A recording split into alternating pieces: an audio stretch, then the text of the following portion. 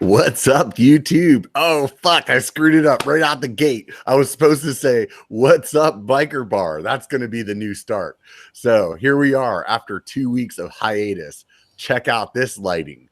For those of you guys that are listening at home, I was inspired by the Lone Ranger last time we were on. So I have like the Darth Vader spotlight going on in the face right now. So we'll have to see how you guys like this, or maybe next show pump up the volume again and let you guys see all that beautiful background of empty soldiers sitting behind me.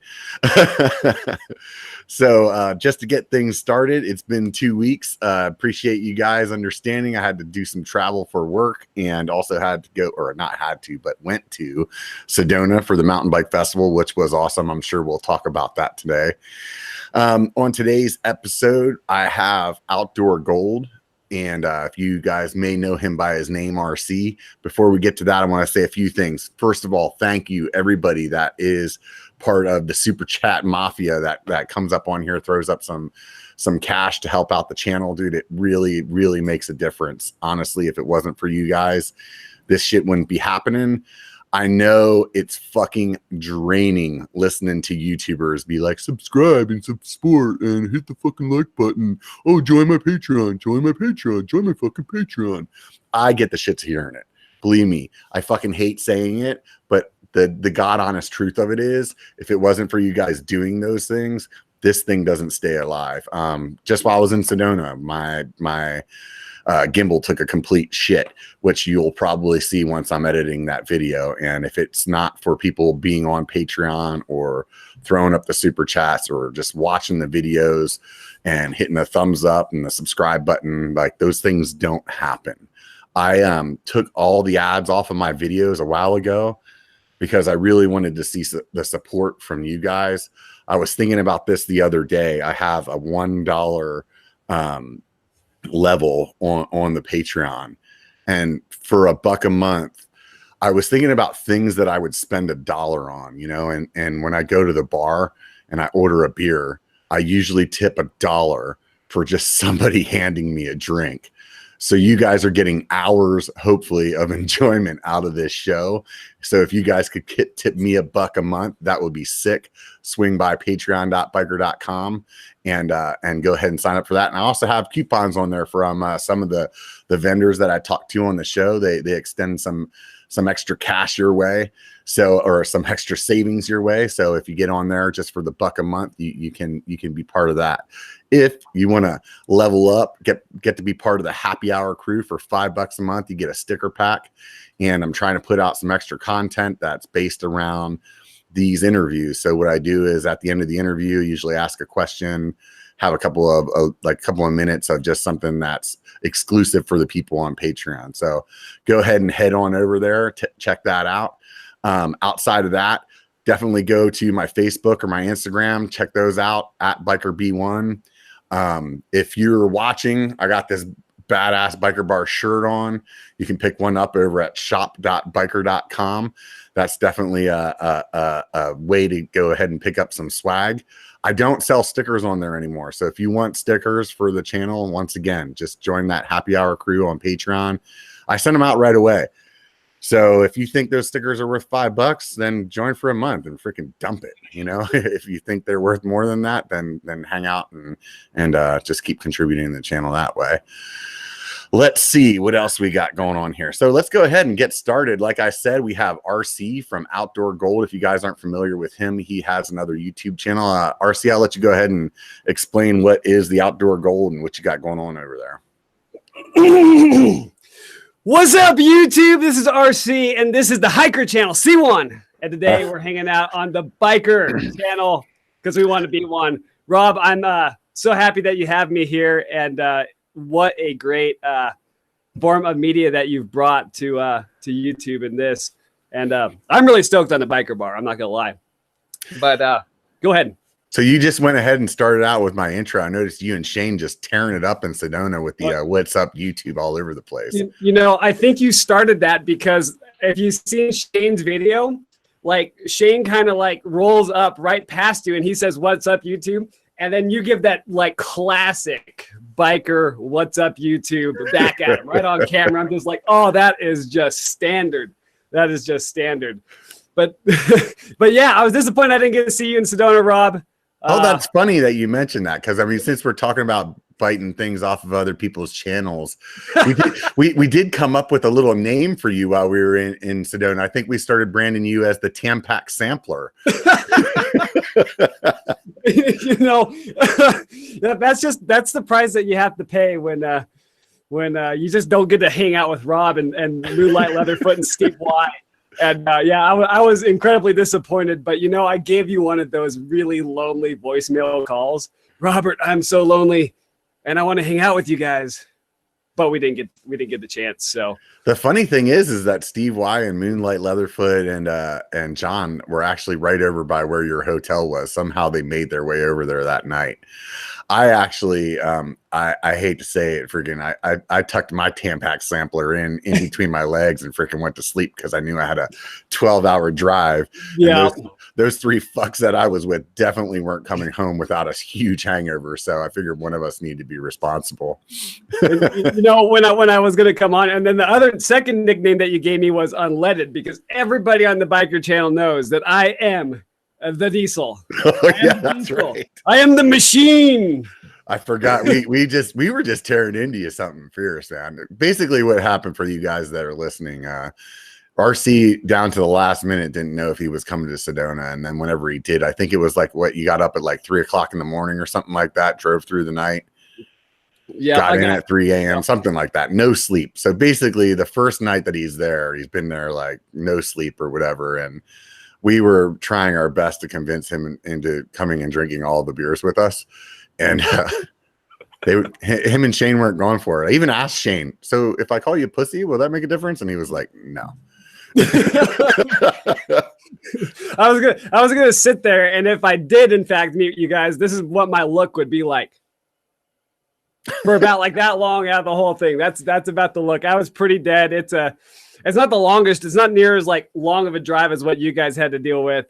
So the look he gave was like the classic deer in the headlights look like either that or what a pothead looks like after the day after it was legal in Colorado, you know, just freaking gazed out to the stars. Right. But, and that's it. So, okay. I got you all screwed up, Robert. Let me give a channel intro real quick. Yeah, go for it, brother. Yeah, so I'm RC and I run the Outdoor Gold channel. And the reason it's called the Outdoor Gold channel is because I kind of derived the gold name from like that's internet gold or that's radio gold or all this other stuff. And why I don't really live up to the billing, I kind of at least deliver the outdoor part. Of, I might not deliver the gold, but I deliver the outdoor gold part. But yeah, so my channel is mostly all mountain biking content, reviews, ride POV, vlogs, live streams with biker in them, some of that stuff that the people like. But like I think in the summertime when things get kind of like the environment changes a little bit differently, I'll probably do some other fishing videos. I'm a big time fly fisherman, mountain climber, lots of Colorado activities and stuff. So when I made the channel, the design was not for it to all be mountain biking, but you know, going forward, it probably will be 99% or 95% mountain biking. Right on. So I mean, you went ahead and just started answering my questions before I even asked them. That's awesome. Too bad, right there. It's going to be one of those interviews. How about you just go ahead and run this shit, and I'll sit back here and just keep drinking my beer. It didn't kick me out of the club. It's just like you got to put Outdoor Gold on mute. Hey, if you guys haven't already, because this isn't my channel, so I get to do this. Be sure to hit that like button. And follow the biker channel right there, because that does a lot of good for helping Rob in the grand scheme of things. So leave a like. Oh, thank you, dude. I appreciate that. You're welcome. Yeah, and if you don't like it, you can hit the thumbs up button or the thumbs down button two times. True. Hit it twice. I mean, as long as you hit it twice, man. I mean, only pussies hit it once. So you gotta smash that like button twice, then push the play button. That's how it works. No, you gotta smash the like button odd number of times. So either 1, 3, 5, something like that. The thumbs down button, definitely even number of times. So for those of you guys that haven't figured it out yet, if you hit it twice, it turns it off. So let's go ahead and move on from there. So you started your channel when did you start your channel? So I started my channel about 2017. I'd say it's kind of like when I made my first mountain bike videos. Again, it was under just my regular name, RC Lefevre. And so it was kind of hard to like plug my channel. Oh, be sure to check out the RC Lefevre channel. And everybody's like, how do you spell that? Well, RC. So we get that past the first part. And then the second part gets a little complicated. So I really got into it in late 2017, kind of towards the fall, and decided to commit to making more videos. But it was just kind of like, it's always one of those things where you make one video and you're like, oh yeah, this is good. And you make another video and you're always like trying to get better. You're always trying to make better videos. And then you go back and you look back at all your old videos and you're like, oh, that is just trash in today's day and age. You know, it's just trash. So I met up with those of you guys that aren't Patreon people. BKXE had a Patreon meetup with him and Single Track Sampler here, kind of local to me, over the weekend. And I went over there. And so one of the guys that I had met there was like, oh man, I really love your channel. I started watching it because of one of the other Biker Bar episodes. I think it was Tasco. He said he was trying to learn more about Tasco. And so he's like, oh dude, I started watching this, like great. And he's like, and then I was like, man, I gotta watch this from the beginning. And I was like, I wish I could have seen the look on my face, because I was like, dude, you don't want to see this first one. Those are bad. But apparently, I mean, it must have been something, because I mean, I got my very first subscriber, which I saw on here, MTB Savant. That was my first subscriber. MTB Savant? Yeah, wow. It was first subscriber that wasn't my friend. So I really, and I've told this story before, but I was like, I really thought the guy was like full of shit. Like I thought he was just like liking my channel and like leaving comments because he was a troll. Like he's like, oh, I really like your video. I was like, this dude's full of it, man. Like, so it's kind of funny. So that it ended up being Savant. So if you guys don't know who MTV Savant is, go ahead and check out his channel. He's also another MTV content creator. Yeah, he makes some really good videos.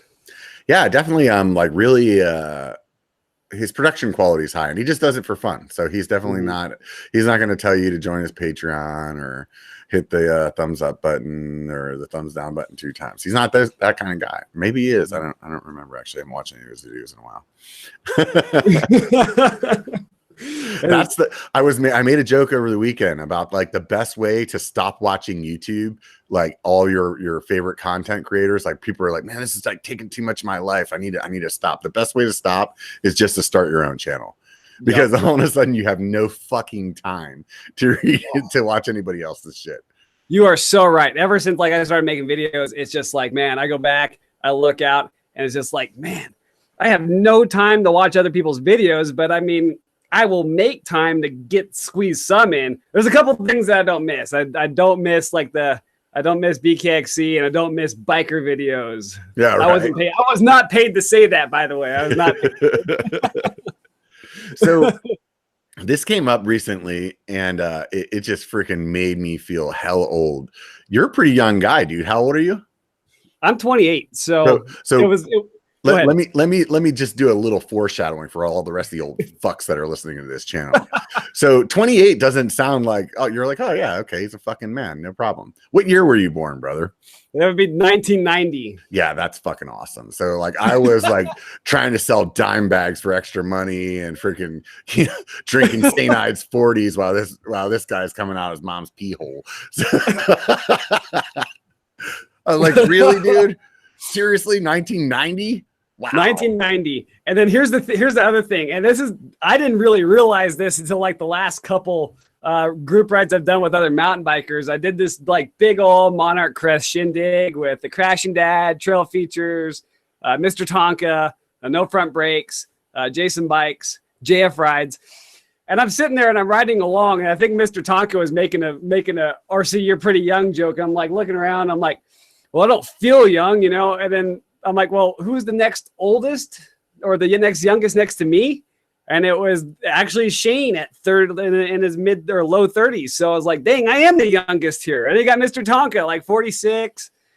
James, he's 39, 40. And I was like, man.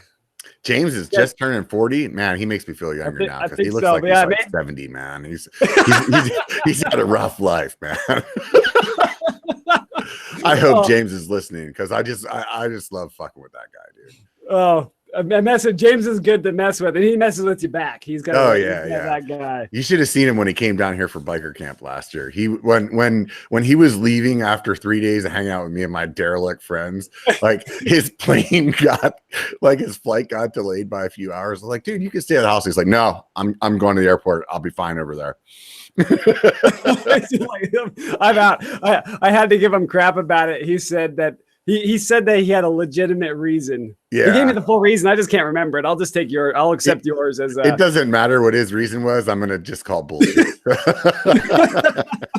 JF rides. Right. Good stuff right there. Yeah. Another MTB content creator. If you guys aren't familiar with him, check him out as well. JF rides. He's out of Denver, right? Yep. And he's out of Denver. And, JF rides is actually the catalyst that I used to actually meet the biker. Yeah, it's kind of funny that, here we are almost a year from when we met each other. I'll go ahead and let you go ahead and tell that story. And, like most of that story could be found on your channel and on the Brewer Trail video, which is quite remarkable. It's still one of my favorite videos of this day of yours. But long story short is, myself, Wait James. A minute. So it's your favorite video of mine because you're. That's one of my favorite videos. I don't know. Legend of Moonlight Leatherfoot's probably my favorite. That is a good one. That is a good one. Now they don't come close to the live streams because there's some epic live streams mixed in. Fortunately, the epic ones have been deleted. They're etched into my mind now. You can't delete that stuff.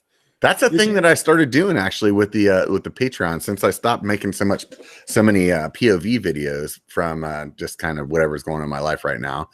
I decided to start doing monthly live streams that are just Patreon only. So there's yet another reason to join Patreon. Get into those epic live streams. I planned on not deleting them, but I think the very first one that I was recording, was that the one? No, that wasn't the one where my daughter gave her phone number. That wasn't a very wise decision. That was like some stellar parenting on my part. I was like, yeah, let's do this. So anyways, let's get back to talking about you. This is supposed to be about you. All right. Okay. So, we got meeting you with JF Rides. Yeah. So was that your first time being at Sedona that time? That was actually my first run at Sedona. That was actually my first time there as well. And it's just I couldn't believe how chunky technical it was. I mean, we have a lot of technical trails here in Western Colorado, Grand Junction, but there's something about Sedona. It's you get 1, 2, 3 punches on some features and stuff, and you got to ride them out once you're in. And that Brewer Trail, I mean, you kind of start riding oh, this is a big old staircase, or oh, there's some exposure over here.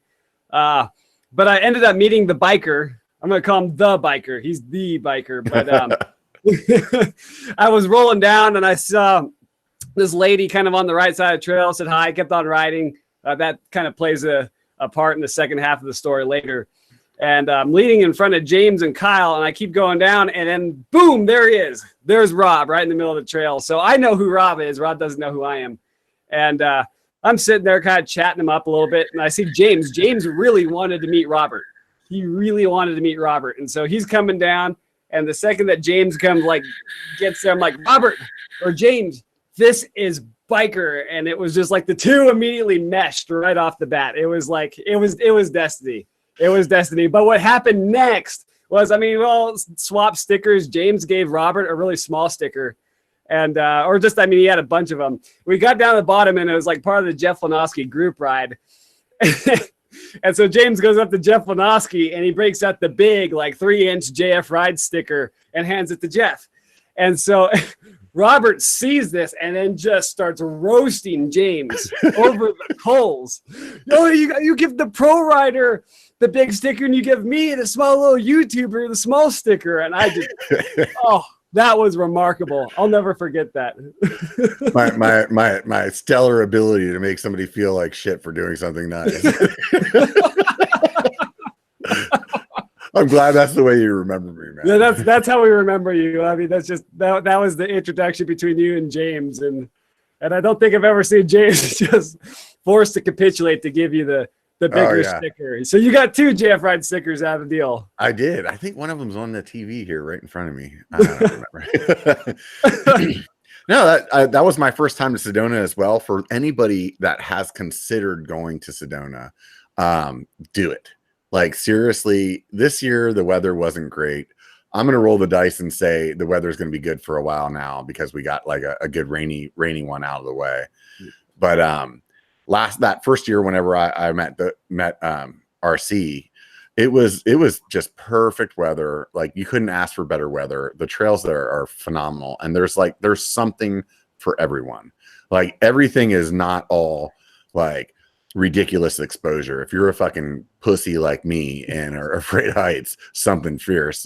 Don't shy away from just watching all the white line videos or high line. Like, there's some really sick trails there.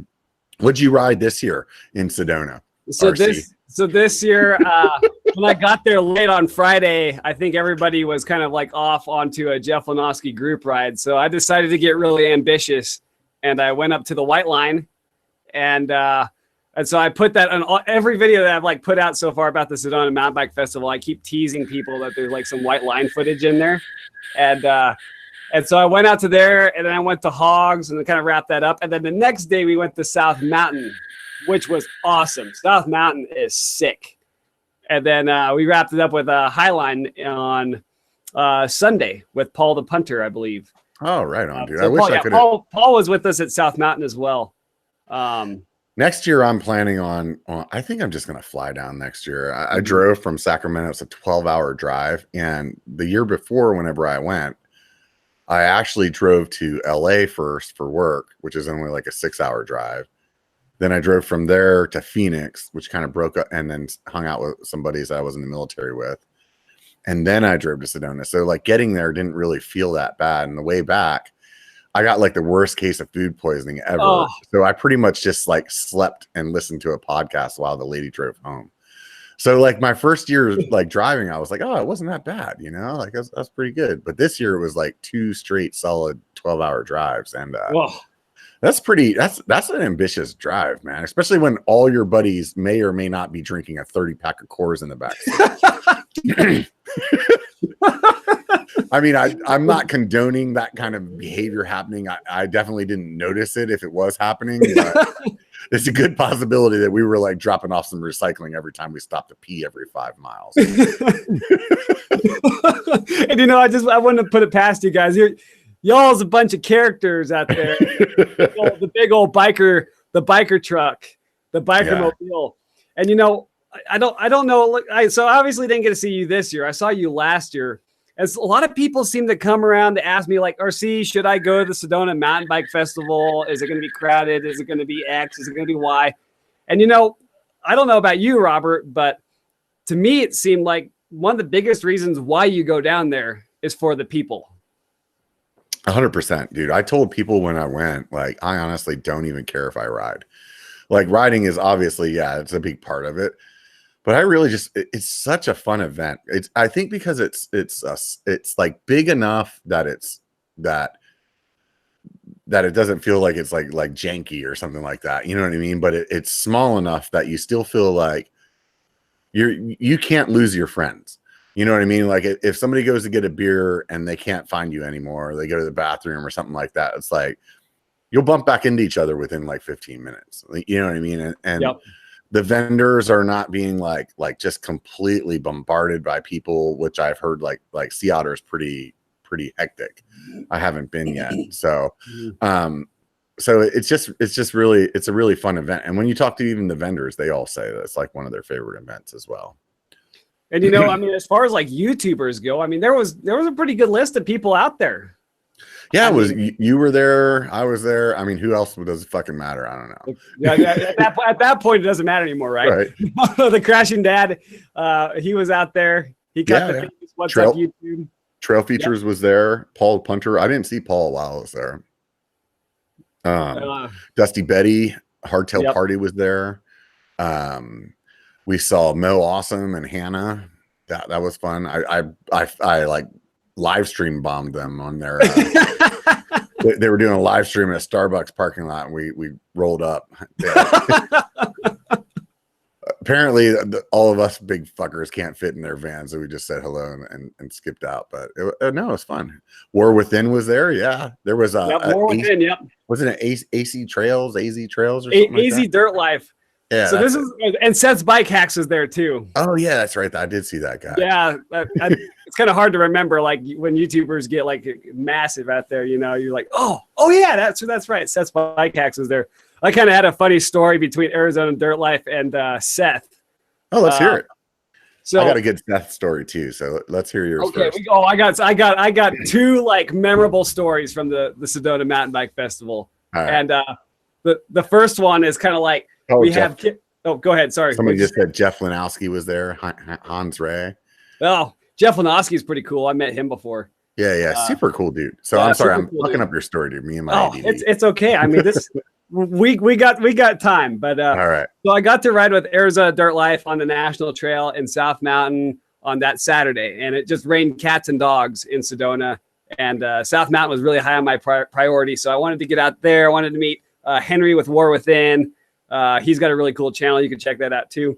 But was that your first time to South Mountain? First time. Okay, I'd actually grown up in Wickenburg, Arizona, back in the 90s. And it was just kind of like, I mean, mountain biking was always kind of like in the air, but like not in Wickenburg. But everybody knew that there was mountain biking in Phoenix. But long story short is Ken went in front of Shane, so the crashing dad, and we're just shredding South Mountain, and Ken just eats it. I mean, he had a big old whip on the upper waterfall. So he goes down there. I think he went down one more other spot. So I was giving Ken crap. Ken's a cool guy. Be sure to check out Arizona Dirt Life. But the next day he sends me a message. He was like, I'm hanging out at the Diamondback tent. And so I go to the Diamondback tent. Of course, Seth's Bike Hacks is there, and Eric Porter and company, and they're going to go out for a group ride. So I'd met Seth before in Fruta. And so I was like, oh, I'm Outdoor Gold, whatever. I actually very rarely tell anybody I'm Outdoor Gold, but I'm RC, yada, yada, yada. And if you're following behind this guy pointing at Ken, you got to watch out. He crashes all the time. So they go off for their group ride, you know, and I come back and Seth's just looking at me. It's like, you know, that guy that you told me that crashes all the time? Well, he crashed right in front of me again. And he's just like, he couldn't believe it. I'm like, I'm a very good prognosticator. It's just total. I mean, it's just the terrain out there is violent. You got to keep your head up. You got to know what's going on. You got to kind of pre-plan and not let the carriage get in front of the horse. And it's just good times when somebody goes down and we all laugh about it and they get up and they're not hurt. So yeah, definitely. Yep. Definitely. That is a key factor to having a good time. No injuries. I agree with you though. I mean, the way that the train is there, like I remember telling myself, look up. And I do that. I do that. I don't know if you guys do that when you're riding. Like sometimes there's certain things that you say out loud to yourself. And for me, that's one of those things that I tell myself when I realize that I'm not doing it. When I'm like focusing too much on the tech right in front of me, I'll always say it out loud. Like, look up, Rob, you know, because it's one of those things where if you're not paying attention to what's coming and just paying attention to what's in front of you, it's a recipe for disaster. And it really is. And falling on the rocks are pretty hard when you fall on the ground there, you know. It's a lot of rock. It's a lot of slick rock. Right. And so you got to keep your head on your shoulders. So those of you guys that follow my Instagram or my Facebook, you've seen this picture already. And if you haven't, go check it out at Biker B1. So I took a picture with Seth and it makes me look like a fucking ogre. Like you would think that it was taken from an angle that makes me look taller, but I think I was actually standing farther away from the camera than he was, and it's just ridiculous. Like I made a joke about it at the time that I said it, and then like in my typical fashion, like I always question, like, was that not funny after the fact? You know, I was like, was that actually a pretty dick move? Like you were making fun of how short he was, and I was like, and I just like I didn't realize that he was that short until I saw the picture myself. I was like, holy shit, I'm like towering over him. It's ridiculous. I don't know. So that was my Seth bike hack story. I did have another one to tell too. Somebody mentioned that Richie Rude was there. He was hanging out. I got a Richie Rude story. But he was hanging out with the guys from KER. I did a biker bar with them as well. If you guys haven't listened to it, check it out. It's pretty interesting about their product. So I'm talking to Richie Rude, and he's kind of a quiet guy. He's not like he's definitely not like me, where he's like boisterous and has lots of things to say. And I was talking to him about being on the biker bar, and then I had made some comment about him being a racer and whatever. And he's like, yeah, he's all modest and stuff. Well, you're pretty fast, huh? And he's like, yeah, I guess so. I was like, well, so you want to race, dude? So I challenged him to racing, and he just laughed at me. And I was like, dude, come on, man. Seriously. I mean, I got fucking gravity on my side, brother. It was funny too. Crushing Dad saying right now he had no idea who Richie Rude was. And same thing with Moonlight Leatherfoot. We walked away, and he's like, who was that dude? I was like, like the best fucking mountain biker in the world right now. And I'm just telling him that he's a chump. I'm going to beat him. And, so hopefully he comes onto the biker bar, and then we can have some conversation to redeem himself. So he can redeem himself. Right. So my best story of all of Sedona is my Richie Rude story. Oh, let's hear it. Okay, so Friday I go to White Lion, I ride hogs, and then later on I meet up with Shane in Oak Creek Village. And so Shane's like, hey, you want to get some Thai food? I'm like, I love Thai food. I'm like, curry's my jam, So we walk into the restaurant, we go in the door. There's one table left, and it's like right at the door, and it's two chairs sitting side by side. So Shane looks at me, he's like, you good? I'm like, I'm starving, I don't care. We'll sit right next to each other. It doesn't matter. So we sit down, and literally the next table to us is the KER guys. So we got all the KER guys and Richie Rude. I'm looking over there, I'm like, oh, is that Richie Rude? I'm like, that's Richie Rude. I'm not gonna go over there and fanboy. So I was like, I'm thinking about changing my channel name to Fanboy MTB, but no, it's not gonna happen. So I'm looking there, I'm like, I bet people just been messing with this guy all day, pictures, X, Y, Z, and it's just like, you know what? I'm just gonna leave him alone, let him finish his meal. And he could just kind of just continue on with his life, So I'm sitting there, and I look at Shane because we're real close, and it's just like, I'm not gonna yell, oh, that's Richie Rude. So I send Shane a text message, and it's like, Richie Rude is in the table left us, and then Shane's like, who's Richie Rude? I go, super out loud. Yeah. And so, right when everybody in the whole restaurant was quiet, who the fuck is Richie Rude? So I'm sitting there like, Shane, I'm just gonna leave him alone. I'm not gonna fanboy. And so then this guy comes from the back of the bar. He comes in, and he's like a subscriber of mine or Shane's or whatever. Cool guy. I don't remember what his name was, but he looks right at Shane. He goes, are you the crashing dad? Just screaming, are you the crashing dad? Shane's like, yeah, I'm the crashing dad. He looks at me, are you outdoor guy? And I'm like, yeah, I'm outdoor guy. And so he's just going, oh, I love your videos. He's mostly talking to Shane. And this has the KER guys' attention, Right. This has their attention. So we're chatting back and forth. He kind of pulls up this chair, and he sets it down kind of like backwards, like the back of the chair in front of his arms, his chest, whatever. He sits down, and he goes, did you know the guy in the other table there, the KER table, is Richie Rude? He's pointing over there, and I'm like, oh man, I was not trying to bother him, and it's just he's the best racer in the world. And they're looking at him, we're all looking at him. He's like, and then he goes, and these guys are YouTubers. He points at me and Shane. Shane's waving, hi. And so he leaves. It's just well, so much for bothering these guys. So we all got to shake hands. But Shane's been giving me crap. He's like, are you outdoor guy? I had something like that happen to me when I was in Texas last week with I was riding with no front brakes. And your channel's like mine, and you have a good following, but I would imagine the majority of it is local to where you're at, right? Yep. So when I ride around here, people fucking recognize me everywhere. I actually even got recognized on the airplane on the way home from Texas, heading back to SAC, which I thought was pretty cool. So if you're one of the subscribers that bumped into me in an airplane, what's up, dude? So what's up, dude? Right. So anyways, so I'm in Texas, and everybody's coming up to Eric. They're like, what's up, man? Front brakes. I watch your channel. I love it. Blah, blah, blah, blah, blah. And same thing. Some dude's like, oh yeah. And I watch your channel too. You're like that, like fat guy or something, or like be something, the B channel. I'm like, yeah, that's me. Outdoor guy. Right? Yeah, exactly. That's what I'm going to be from now on. Freaking, yep, that's me. I'm the Tampax sampler. The diesel. I mean, unleaded. That's like, Right. That's going to be my response. I mean, I've got recognized before. This one guy he passed me like at the bottom of the horse thief, and Shane was filming something, or he was filming another run down it. And this guy kind of goes up, he passes me, and he looks back as I'm standing there running the camera, and he's like, "Are you on the internet?" I'm like, "Nope." But he is. I point at Shane. He starts walking away. "Yes, you are." I got totally called out on the bottom of the trail. I'm like, dang, I got caught. And Shane, well, he got caught too. He went up there, he got a sticker out of the deal. So I think he did. Oh, well, it worked out. It works out.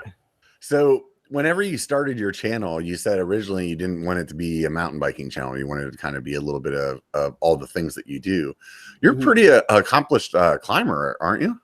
Yeah. So, I mean, back when I was in college and a little bit out of college, I would do a lot of 14,000 foot peak mountain climbing. We have 58, I'll call it 14ers in Colorado. And I set out to climb them all, and I got them. And I've had a lot of good experiences at that. Some real close calls. Anytime you start running around the mountains, you get some really close calls, but it's just really fun to get out there in the hills and do some climbing, and then get on the top of the peak and be able to check around and see all the different stuff out there. So yeah, I've climbed a lot of mountains. We're talking about like waking up at like midnight and then getting out there, getting to the trailhead at like 4 a.m, 3, whatever, start hiking, get done, get back home at around 8 or something like that. So it was like some real marathons. So why do you like get up that early to climb? Like, what's the reasoning? Is it like the heat, or like? It's mostly like in Colorado, we have what's called, I mean, it's a monsoon season, so to speak, and we get a lot of afternoon thunderstorms. And you do not want to be up like above like the tree line. Our tree line's like around 12,000 feet or a little under that. You don't want to be caught up there during a thunderstorm, because there is no shelter. There's nowhere to hide. It just will rain cats and dogs. Rocks will start to fall. The bolts will just be hitting rocks. So it gets really sketchy. And I've been caught in a couple of those. And it's just like, man, you're really shitting your pants when you're caught in an alpine thunderstorm. Like the hair stands like on your arms. The rocks make buzzing noises. And you're just like, this is really sketchy. How do you get into something like that, dude? I remember that I was in firefighting for quite a while. So like wildfires, like not indoor structural fires, but outside wildfires. And I was using it as like a really good means of staying in really, really good shape. Cause I mean, you do a lot of hiking and firefighting. And I was using that for like high altitude training. And I went out and I set a goal. I was like, you know what? I want to climb all the 14ers, and I'm going to get out there and do that. And so that's kind of how I got into it. And it was something that I really, really like to do, but I don't think that I like it as much as I like mountain biking anymore. So how did the mountain biking come about? So with mountain biking, I actually got into mountain biking while I was at a wildfire. And I've grown up in Fruita since 2000. And so, I mean, some of my latter elementary years, middle school, high school, I went to Fruita. And obviously there's a lot of riding in Fruita. And I had never ridden a mountain bike before. I was at a wildfire, and my boss, he was like, you're from Fruita, and excuse me, you must do a lot of mountain biking. I'm like, I've actually never gone once. And he's like, what? That's like being from Aspen and never skiing, That's like being at Lake Tahoe, never skiing. It's like our equivalent of that. And so totally.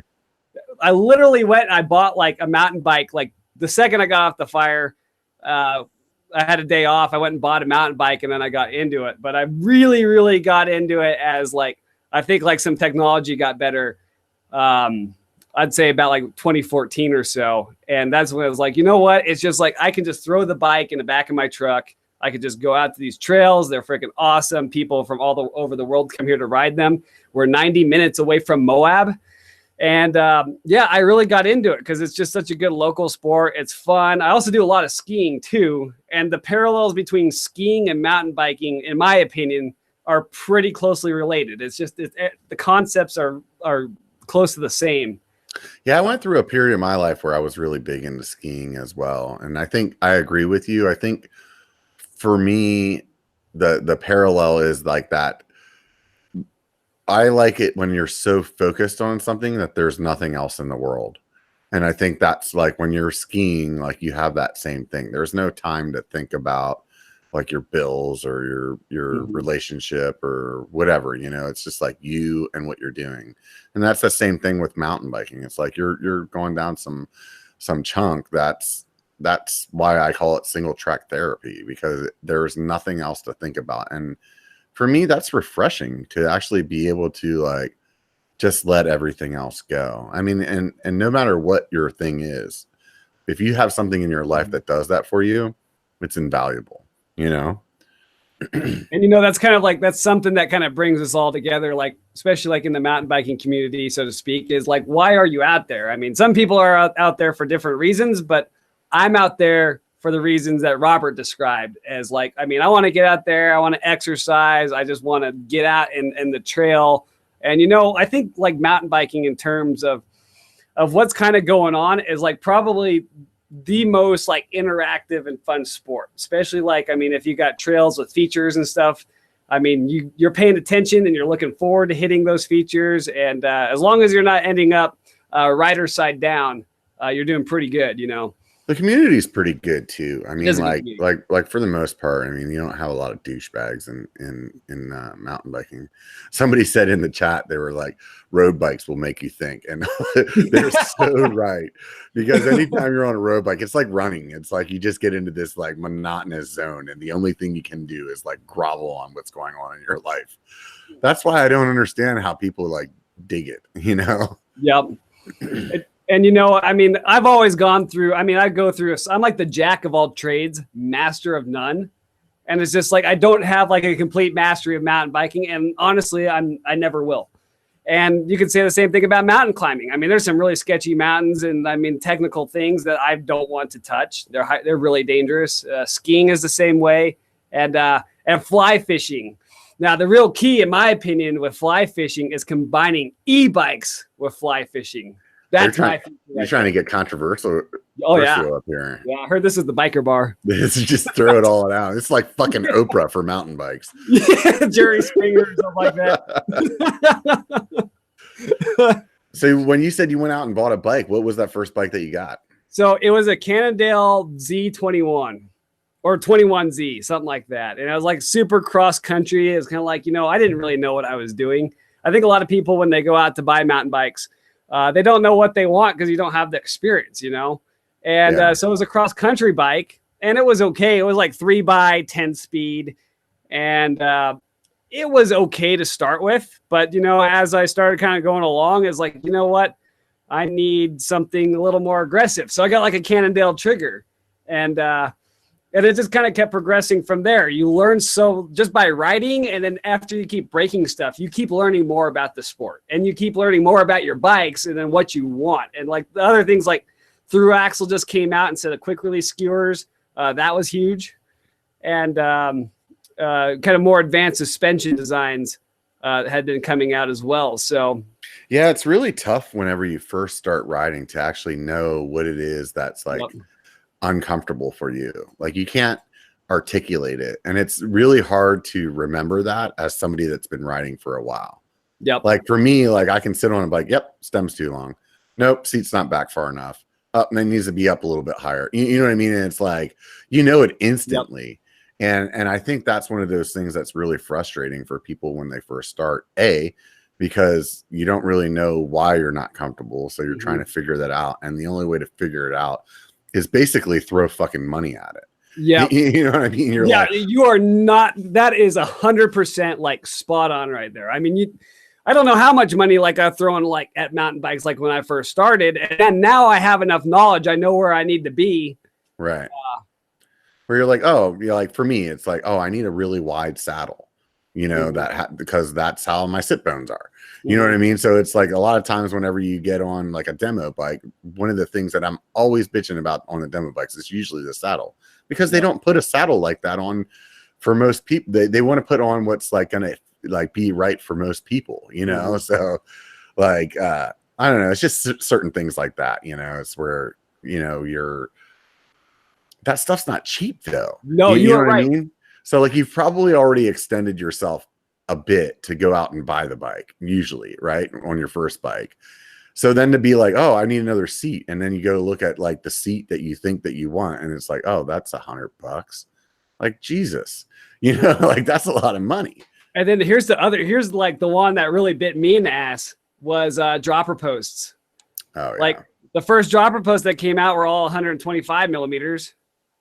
And then they came out with 150 millimeters. And it's just like the second that I switched from a 125 millimeter dropper post to a 150, that was like huge. And then they came out with 170s. And it's like, I needed a 170 like the day that they came out, you know?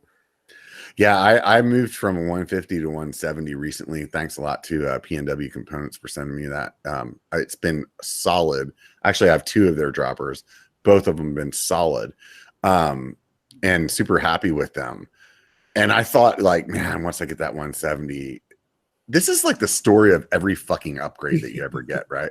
You're like, once I get this, it's going to be the best ever. I'm never going to want anything again. Yep. And honestly, with that 170, I swear to God, just recently on one of my rides, I was like, why is this thing not going down any further? Like what the hell, man? Like I joke a lot with people. I always say, man, I want to be able to push a button and like, and this may be like too old for you, but look it up on YouTube. There used to be this cartoon called Inspector Gadget, and he had like all these things that came out of his hat, like fucking helicopters and shit. And like, I want to push a button and my seat like, and it folds up and just goes right into the seat tube. Like it's gone. Like, totally disappears. Get that seat out of there. Yeah. Yeah. So honestly, like as it is right now with the Chameleon, I can't get a longer seat tube. Like I'm at a 170, and the way there's a bend in the seat post seat tube. What is that? The seat tube? Is that what you call that? Yeah. We'll go with seat tube. We'll go with seat tube. So like there's a little bend in that, so it can't go like to have a dropper that's that long. The actual length of the dropper itself, like the containing part of it, is pretty long. So I'm maxed out at 170 there, but on the Bronson, I got some room in the Bronson. I can see a 170 P&W in your future, Robert. No, I got a 170 on there now. For the Bronson? I want a fucking 200, dude. Whoa. I want to get as damn close as I can possibly get to that thing freaking just disappearing. I think the other end of it is like I ride a smaller frame than I should for my height, because I like the way that's a little more like flicky and maneuverable. Mm-hmm. And because of that, that plays into why my dropper is not dropping enough as well. You know, like I want it to be lower, but because maybe the height of where the frame is, like if I had an extra large frame instead of a large, it'd be up a little bit higher and it'd probably slammed. You see what I'm saying? Yeah. And then you're 6'2", 6'3"? 6'2", 6'3" with boots though. Yeah, after a day on the moon, you're 6'3". Yeah. Right. I always say 6'3" with boots because whenever I met my lady on a online dating site, and I actually, like, when you're tall, you don't really like fixate on how tall you are. So like I actually forgot how tall I was. So like on my profile, my dating profile, I said I was 6'3" because that's what I thought I was. And so like whenever she like because my lady's tall too, you've met the biker lady, and she's like, according to her, 5'11" and a half. So like, apparently when you're tall and a basketball player, then every inch counts or whatever. But so I always joked with her then whenever she like busted me out, she's like, "You're not 6'3". I was like, quick response was like, "I'm 6'3" in boots." 6'3" on a really good day, 6'3" in boots, lager boots. Shut the fuck up, man. Like it's like lying about being 21 when you're 40. It doesn't fucking matter, man. Like just like, oh, I'm all pissed off. You're 6'2". I thought you were 6'3". Right? I knew she was like, that's it. I was actually only into 6'3" guys. You're done. So. Yeah.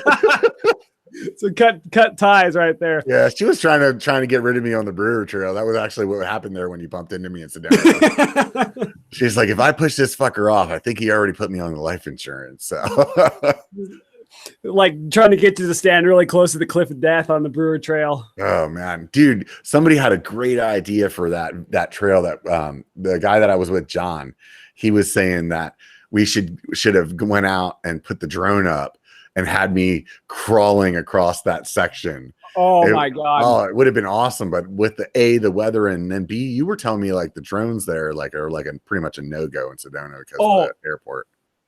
So when I was there originally, the first time last year, I figured out like that. I mean, there wasn't like a really good drone culture. I mean, it looked like they had no drone signs like up on the trailheads or whatever. I did more research. And as a commercial drone pilot, I went back and I looked, and all that territory in Sedona, even within the 5 miles of the airport, is all in class Gulf airspace. So what does that mean? Well, it means it's uncontrolled by a tower airspace. So I can fly there, and so I did get some drone shots. Really? You fucking set me up, you asshole! I'm sorry. I learned about this on. I learned about this that Friday before I left. Oh wow! Thanks for reaching out and letting me know, dickhead. Yeah, I didn't know you had any drones, any drones in your future. But I'm just sitting over here like I got biker on this one. Right? You're like, I'm going to tell all the YouTubers you're not allowed to fly drones there, so I'm the only one with drone shots. Great. Yep. That's awesome. And then yep, exactly. So I walked away with some drone shots. I like on one of my most recent videos are like, well, aren't you not allowed to fly there? It's like, well, I can fly there because I'm a commercial drone pilot and there's no air traffic control tower, but there is a ton of air traffic there. So you're not allowed to fly your drone. If you're, I mean, it's so close to the airport, like on the Brewer Trail, if you were to fly your drone, you can't like impede any aircraft. Yeah, I mean, I would have just put it out about 20 feet away from me fucking crying on the side of the trail. So that's the goal for next year. Next year, you're gonna go out there, Redemption 2020 on the Brewer Trail. I'm just gonna go fucking chuck the Bronson right over the fucking cliff and then just sit there and cry, and then let everybody know on YouTube this is the end of the channel. This is it. But or it'll be like a pitch for Patreon. Look, I need a new bike, guys. Join my Patreon. And if you haven't joined the Biker Patreon, I'd highly recommend doing so. So yeah, exactly. Because obviously next year this time I'm gonna need a fucking bike. So yep, you're gonna need a new bike, and that incorporates like a lot of things, like those really nice wheels that you have, and the dropper post, and all the other stuff. It's good as done, dude. So I like it. So what other things do you want to do on the channel other than the mountain biking? So you mentioned fly fishing too. How'd you get into that? So that was kind of like something that I did with my dad. Obviously being in Western Colorado, I mean, it's really rural, and lots of hunting and fishing out here. And obviously there's only so many hunting seasons, and fishing is, you can do that year round. You can fish year round.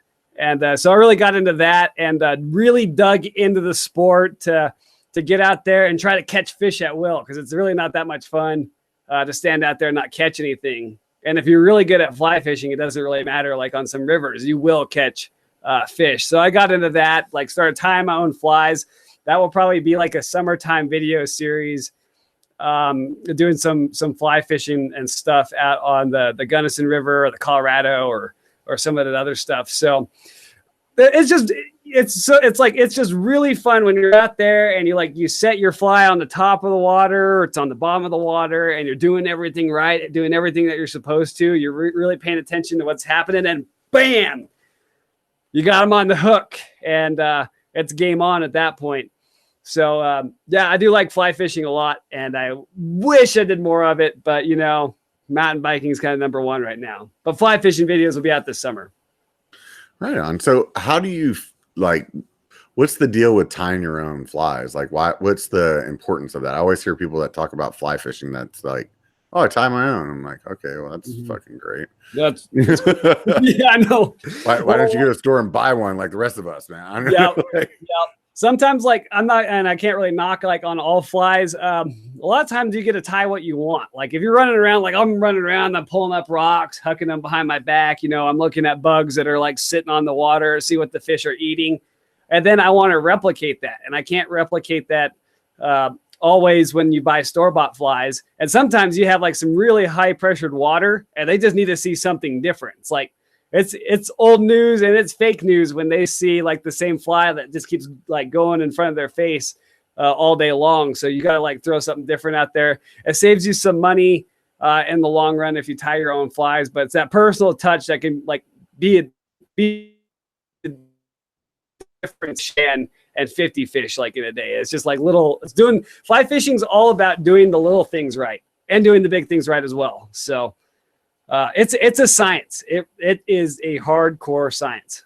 I think I always, there's certain sports that I've told people that I'm just purposely not doing until I get older, because I know I have like like for me, I tend to go, why is it showing just, oh, you must have went a little digital. That's what it was. Sorry. I freaking got stuck by what was happening on for everybody else. Yeah. You went digital there. And the last thing that you said, and it just like, threw up your emblem into your picture. Oh, that was nice of me. Yeah, no worries. And me and my fucking shiny ball problems. I'm like, yeah, I forgot I was doing a podcast. I'm gonna talk about that now. So what the fuck was I saying? I don't even remember now. I don't even remember. Yeah, let's move on. It obviously wasn't fucking important. So what kind of bikes are you riding nowadays, dude? So I got two bikes. I run the two bike system, and Shane is the Crashing Dad. He's also in Grand Junction. B1KER has a B1KER Bar with the Crashing Dad as well. He likes to give me crap because I have two long travel 27.5s. So I have so you bought two of the same bike, basically. Not the same. Yeah, same bike, but not the same. So I got like a Yeti SB6, and that's kind of like my flagship go-to bike. And then I have an Evil Insurgent. And the good part is, like I tell everybody, it's like there's always something wrong with like one of my components, and it can shut down like your whole operation unless you have something to swap it out. But a lot of times, like when it rains, it pours, and I might have to do a bunch of work on one of my bikes. Whereas like if I have a separate bike, I just get on that, have that thing ready to go and go ride while the other one gets worked on by me or a bike shop or whatever. So the Evil Insurgent and the Yeti SB6 are my two main steeds in the stable. They have that saying about like N+1 in the biking community. So it's basically like you always need one more bike. And I'll tell you, I didn't have two bikes previously, but I sort of did. Because the lady's tall, her bike fit me as well. So that was like my go-to, like, because exactly what you said happens. Like you break something that maybe you don't have in your time or in your skill set to fix. So you need to take it to the shop. And that stuff just takes time sometimes, you know. It's like you drop it off. Like I wish they had like a more efficient way of going about it. That's why I like using the VeloFix guy, because he'll come over and fix it that day. Whereas like at the shop, it's like you take it in there and they're like holding on to it for 6 days until they work on it the 7th day. You know what I mean? And yep.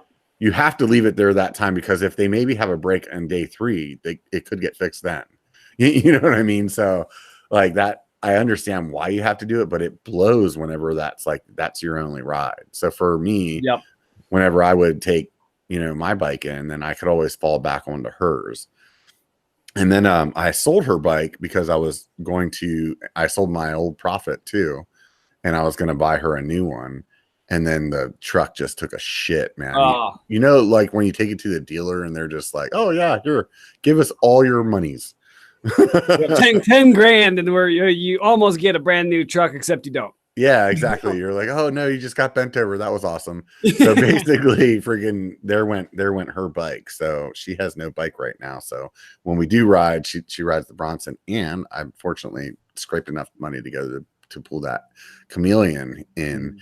And it's just really nice to have that fallback, because I know whenever I had one bike, dude, when your bike was in the shop like that weekend, you're just like especially if you're like trying to like chase some like fitness goals or something like that, you're just like, dude, I know that if I'm not riding this week, it's gonna, like, I don't have so much time to ride. It's really gonna change things, you know? Yep. And especially like on those fringe months, like it's really nice now because we got the time change. So you're going to get an extra like hour off work to ride your bike. But like when you're kind of pinching hours of daylight, like in November and October, when we could all ride in the West, it just, you gotta have your bike immediately. It's like, you got to bring it with you to work, and you got to get out there and ride it. If it's got problems, I mean, that's a huge setback. And a lot of times you're only riding on the weekend. Yeah. You know, if that's not the case. So, but you know, you have as your backup, that Santa Cruz Chameleon, and which is, I kind of think, like in hindsight, that is such a good backup to have, because number one, there's no rear shock. So you can't have anything that goes wrong with your suspension linkage. You can't have anything that goes wrong with your rear shock, you know? Yeah. And there's like bikes are having more parts on them today than they've ever had before, you know? Dude, dropper posts. I have a single speed that's basically what I used for road biking for a long time, because I would just commute to work on it. It's like 16, 17 miles each way. And the only thing I've ever changed on that bike is a chain and tires. Like, it's so fucking refreshing, you know, to not have to fucking do anything to, you know. And that's actually, I would like to get myself to a level of fitness where I can change the Chameleon into a single speed, where it's just like you're just knocking off the ability to break shit, you know. Yep. Yeah, rear derailleurs are the first thing that is most likely to go outside of a rim or something like that, you know. Right. And I mean, there's certain things you just can't get around, right? Yep. I actually broke a spoke for one of the first times that like actually kind of screwed things up. This last time when I was in Sedona, I like kind of curbed a rock coming around a corner or something like that, and it broke a spoke, but that's usually not that big of a deal. However, when the spoke broke, it pushed it through my freaking rim tape. Oh, so like I hear all the air coming out. It's like, psst, and I'm spinning my wheel and I'm looking for that like fucking bubbling coming out. You know, I'm like, where's the stands? You know, I'm looking for the hole. And I'm just listening to this air just going out, like, you know, like it's going out of style. And it took me a minute to actually, I didn't even figure it out. It was Steve Y came back over and he's like, because you know, you're kind of stressing, you're kind of like spinning it, trying to get it to stop. And Steve Y came over and he's like, dude, you broke a spoke, man. And then right when he said that, we looked and I was like, oh shit. So I mean, it worked out though. I ended up just, I mean, honestly, like carbon rims are like super freaking staunch. Oh yeah. You know, like, so I just pushed the rim, the spoke out, put a freaking tube in, pumped it up to like fucking 50, and you know, because you don't, you know, when you're riding out there, it's all like super rocky and chunky. Because it's funny, even on the video, like right before I blew that spoke out, I remember saying on the camera, like, you better not come to Sedona without freaking tubeless tires, because this place is going to eat them up, you know. And apparently, even with tubeless tires, it eats them up. So, and that same thing happened to Shane, except I guess his testimony was he had cush core in the rear tire and it pushed the spoke back out. Yeah. You know what's ugly about this is I freaking have cush core sitting right here behind me on the tool bench. It's been there for like a year almost. Those guys hooked me up and gave me a set of it. And it's like, and in my mind, I saw all these like shitty ass freaking install videos. So like my tires were like halfway worn, and I was like, oh, well, I'll just wait until my tires are like blown out. And then whenever I'm putting new tires on, I'll put the cush core on. But these fucking DHF DHRs that I'm running are like, they're just hanging on, man. They're like, fuck you, dude. You don't need cush core. Yep. So maybe I wouldn't have had that problem if I wasn't fucking lazy. You were just shredding so hard. That's what it was. Huh? You were shredding so hard. Something like that. Freaking, but yeah. We're going to just leave it at that.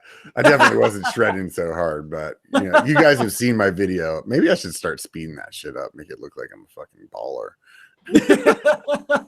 You guys will be like, no, dude, that guy did not just beat Richie Rude down the hill. Oh, the title of that video would be just unreal. Yeah, right.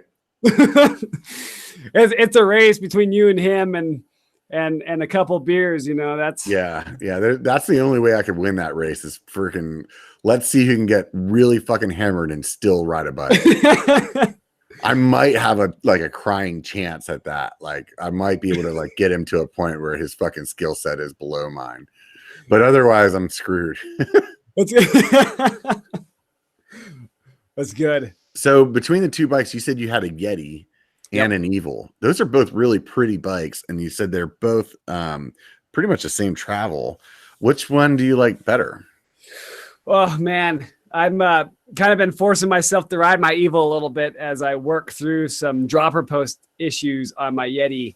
But I'm gonna go with the Yeti. Oh, my phone is going off. But I'm gonna go with the Yeti. And the reason why is that I feel like for the trail, you're on digital. I get a really good. Hang on, start over again. You want a little digital. Okay. So why the Yeti? Okay, so the Yeti is because of the trails that I ride. They're pretty gnarly, but they involve a lot of pedaling, and so I need to have a pedaling platform that gives me like really good efficiency, especially when the shock is fully open.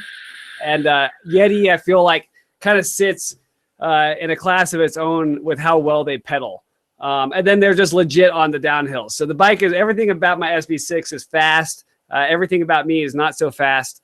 But overall, I lean on my Yeti over my Evil. Now, Evil, on the other hand, I do think is a really, really good bike. And so I think especially we have a lot of park in Colorado. And during the summertime, I'll do a lot of climbing, like on regular trails and loops I'll do on a regular circuit. But when it comes to park season, I just kind of leave that bike alone, because it's going to get trashed with dirt and mud because all you're doing is downhill.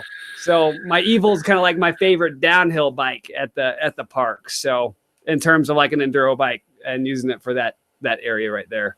When I rode an SB5, I haven't ridden an SB6 yet. I'd like to. But when I rode it, it just wasn't set up right for me. And I have a shitty representation of that bike because of it. And also it was like a week after a pretty big crash. So I was A, riding timid, B, riding timid, and C, riding timid on a bike that really wasn't set up well for me. The tires were not great for the terrain that I was in. It was definitely because I was considering buying the SB5. And when I ended up buying the Bronson, I got the Bronson because it just was a smoking deal that I ended up getting on it. And it wasn't built anything like what I would have built it out like. You know what I mean? Yep. So it just was like, I need to give that bike a fair shake, and I think they have it at the local shop up here, Victory Velo in Auburn. I should go up there and rent it. I want to ride that Pivot too. Yes. The Chameleon's finally been the first bike that made me feel like, hey, this 29er thing isn't a bad idea. How do you feel? I mean, you're a 27.5 guy too. What's your reason? And then the reason I have on that is number one, I will say this: 29ers, in my opinion, are better right now than they've ever been before. And yeah, 100%. Yeah, there's no doubt about that. The geometry is so much better. It seems like everybody that is coming out with a new 29er has them really dialed. But as far as I started out on a 26-inch bike. I've had two 29ers in my past. And I think the biggest issue I've had with 29ers was I feel like they take more effort to push the cranks. You know what I'm saying? So since it's a bigger wheel, it has more torque required to push the crank. And I like to run a bigger front chain ring on the front of my bike. I'm not in that shape. What do you run? I run anywhere between a 34 and a 36. Yeah, I've ran up to a 38 on mine too. And it's just on 29ers, that just drained. It's exhausting on a 29er. Granted, you could roll over more. That's one of the reasons that I fucking climb like shit, and aside from the fact that I have the body of a sumo wrestler, but it's because I love the idea of a 1x, but for me in the downhill section, I like having that really big front chain ring so that it's like two cranks to get me to the speed that I want to be at instead of pedal, pedal, pedal, pedal, pedal, pedal, pedal. You know, and people are like, oh yeah, you're not spinning out. I'm like, yeah, I know I'm not spinning out. Yes, a 32 is working fine. but it doesn't work in the efficiency that I want it to. And that's why I ended up running this big chain ring.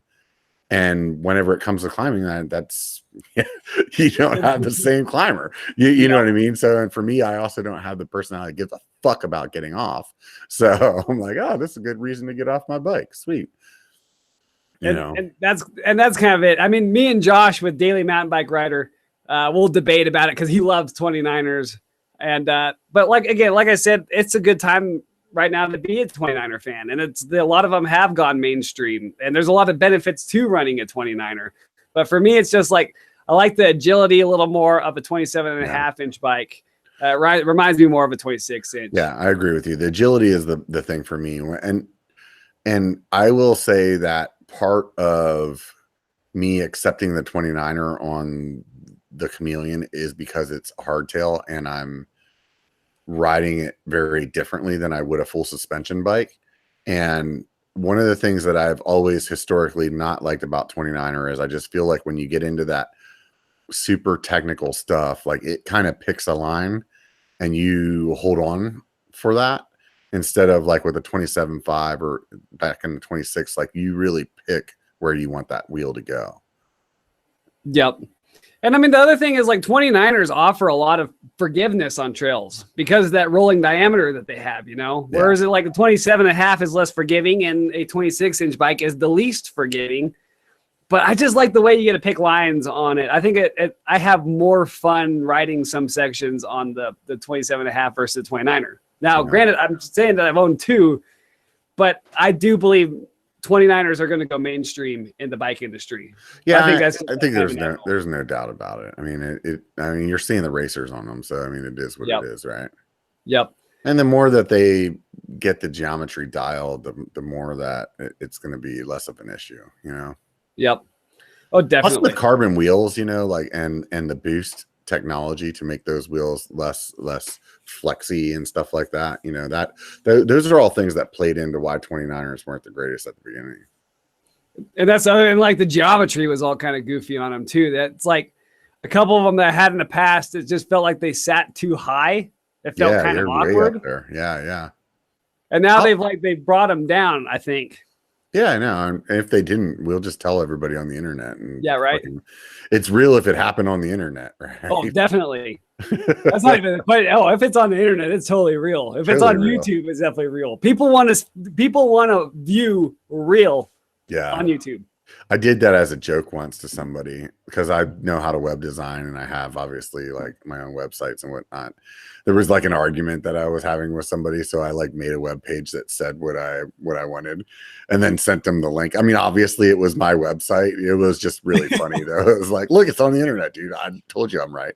It's on the internet. Yeah, you let them write to your website. Yeah. Oh, this is convincing evidence right here. Yeah, look at this right there. Right on this website, fucking biker.com. It fucking says what I said.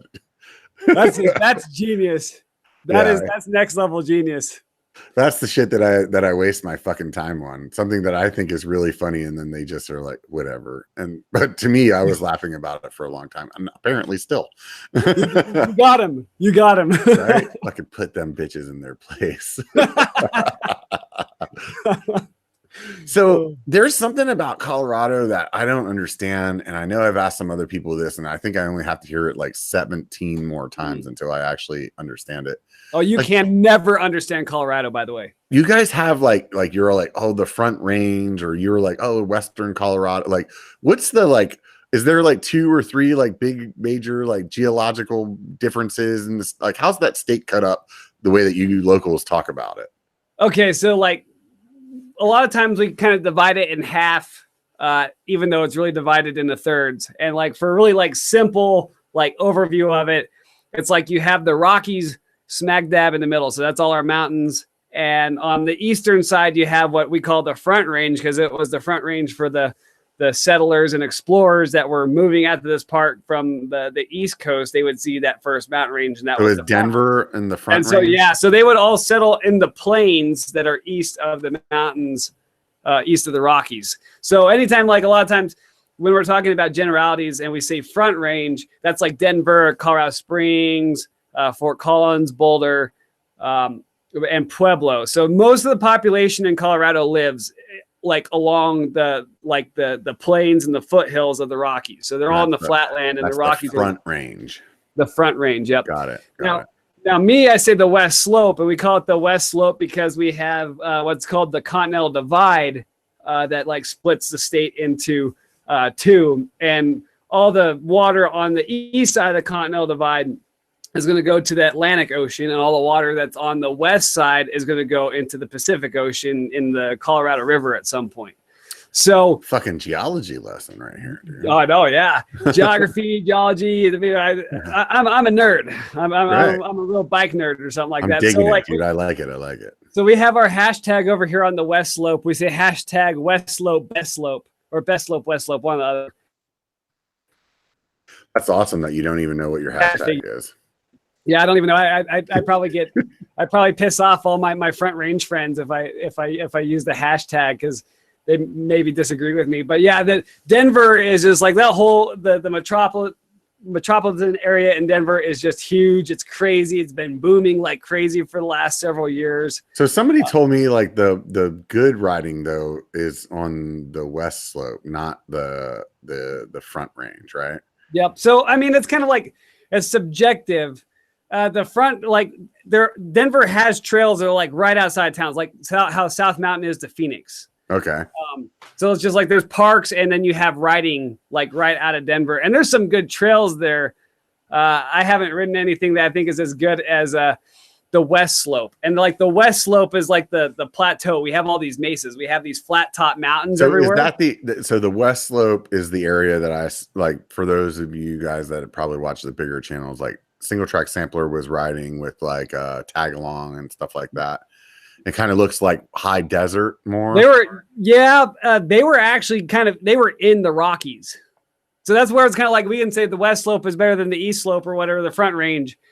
But like there is a lot of good riding that is in the Rockies, and like Crested Butte's like smack dab in the middle of the Rockies. So is the East Slope like is there like trees and stuff there like Tahoe, or is it all of Colorado is like that high desert kind of look? Well, you get you have trees in the mountains, but since we're kind of such a desert state, so to speak, like we have forests, we have thick forest in spots, but the second that you drop in elevation, you lose all that vegetation.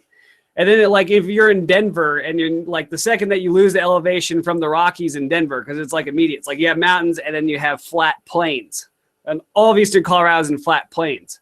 Like there are no trees in those flat plains out so there. It looks like all in the mountains. It's just like desert out there. Yeah. And then I live probably, I mean, a lot of our trails are like anywhere between 20 to 10 miles from the Utah state line. And so we get that sandstone, and there's a lot of desert and kind of like juniper cedar trees out in this part of the world. So when you see like something like one of my videos, you see a lot of desert because we're in the desert. But the further the further into the state you go, you get into the Rockies and you get in the forests and the aspens and the Dakota Tagalong MTB location. But there's just some of those like he's in a desert, but it's a high desert, but it's like in the middle of the Rockies, if that makes sense. Wow. So I totally fucking stopped paying attention to you for a minute because I was reading the comment. That's fucked up. So basically you're coming off of the western slope, and then after you come down that, then it's the Rockies. Is that what you were saying? Yeah. So on the west side of the state, we have like the western desert part, all flat top mountains and desert basically. The further east you go into the state, you get the mountains, the tall peaks, and the forests. And then right kind of like on the eastern side of the state, it stops. And then you have just flat plains with grasslands and all that other stuff. So it's a weird square state to explain. Have you ever seen that documentary Ride the Divide? I haven't. That sounds like it's on like the Continental Divide Trail or something like that. Oh, dude, it's fucking sick, man. If I don't know, you might have to like pay to rent it from Amazon or something like that. It's called Ride the Divide. Anybody that's listening to, check this out. And basically what it is this unsupported bicycle race that happens every year. And they ride from Banff, Canada to Mexico down the Continental Divide. Mm. And it's completely That's unsupported. Yeah, it's like 2,500 miles or something like that, right? Completely unsupported. So you have to do this shit on your own. And it's just really cool to watch. And it's one of those things, like there's certain things like in life, at least for me, that you watch and it just inspires you to want to do something epic. And that makes me want to do that. It's like those guys though that are racing it, you can look at like the like fastest times. This one dude was like fucking single speed, did that shit on a single speed in like 21 days or something like that. Wow. Yeah, just that's a monster effort right there. In fucking insane, dude. Like I would love to do it if it took me 3 months. You know what I mean? Yeah, right. But it would just like, it's one of those things where it's like, I just want to do something like super epic like that, like once in my life. Not like, you know, like some people wanted to like climb Mount Everest or something like that. I want to do something like that where it's just just really find the edge of who you are, you know? Yep. And I think that you're definitely going to find it on like a trip like that. I mean, so we have the Continental Divide Trail here, and it straddles close to or around like the Continental Divide. And anywhere you have the Continental Divide in the state, you have mountains. It is in the mountains. And so it's just like, that would just be a Herculean effort to ride from like Banff in Canada down to New Mexico. Cause that's just all mountains. Yeah, no, it's insane what they're doing, dude. There's no fucking doubt about it.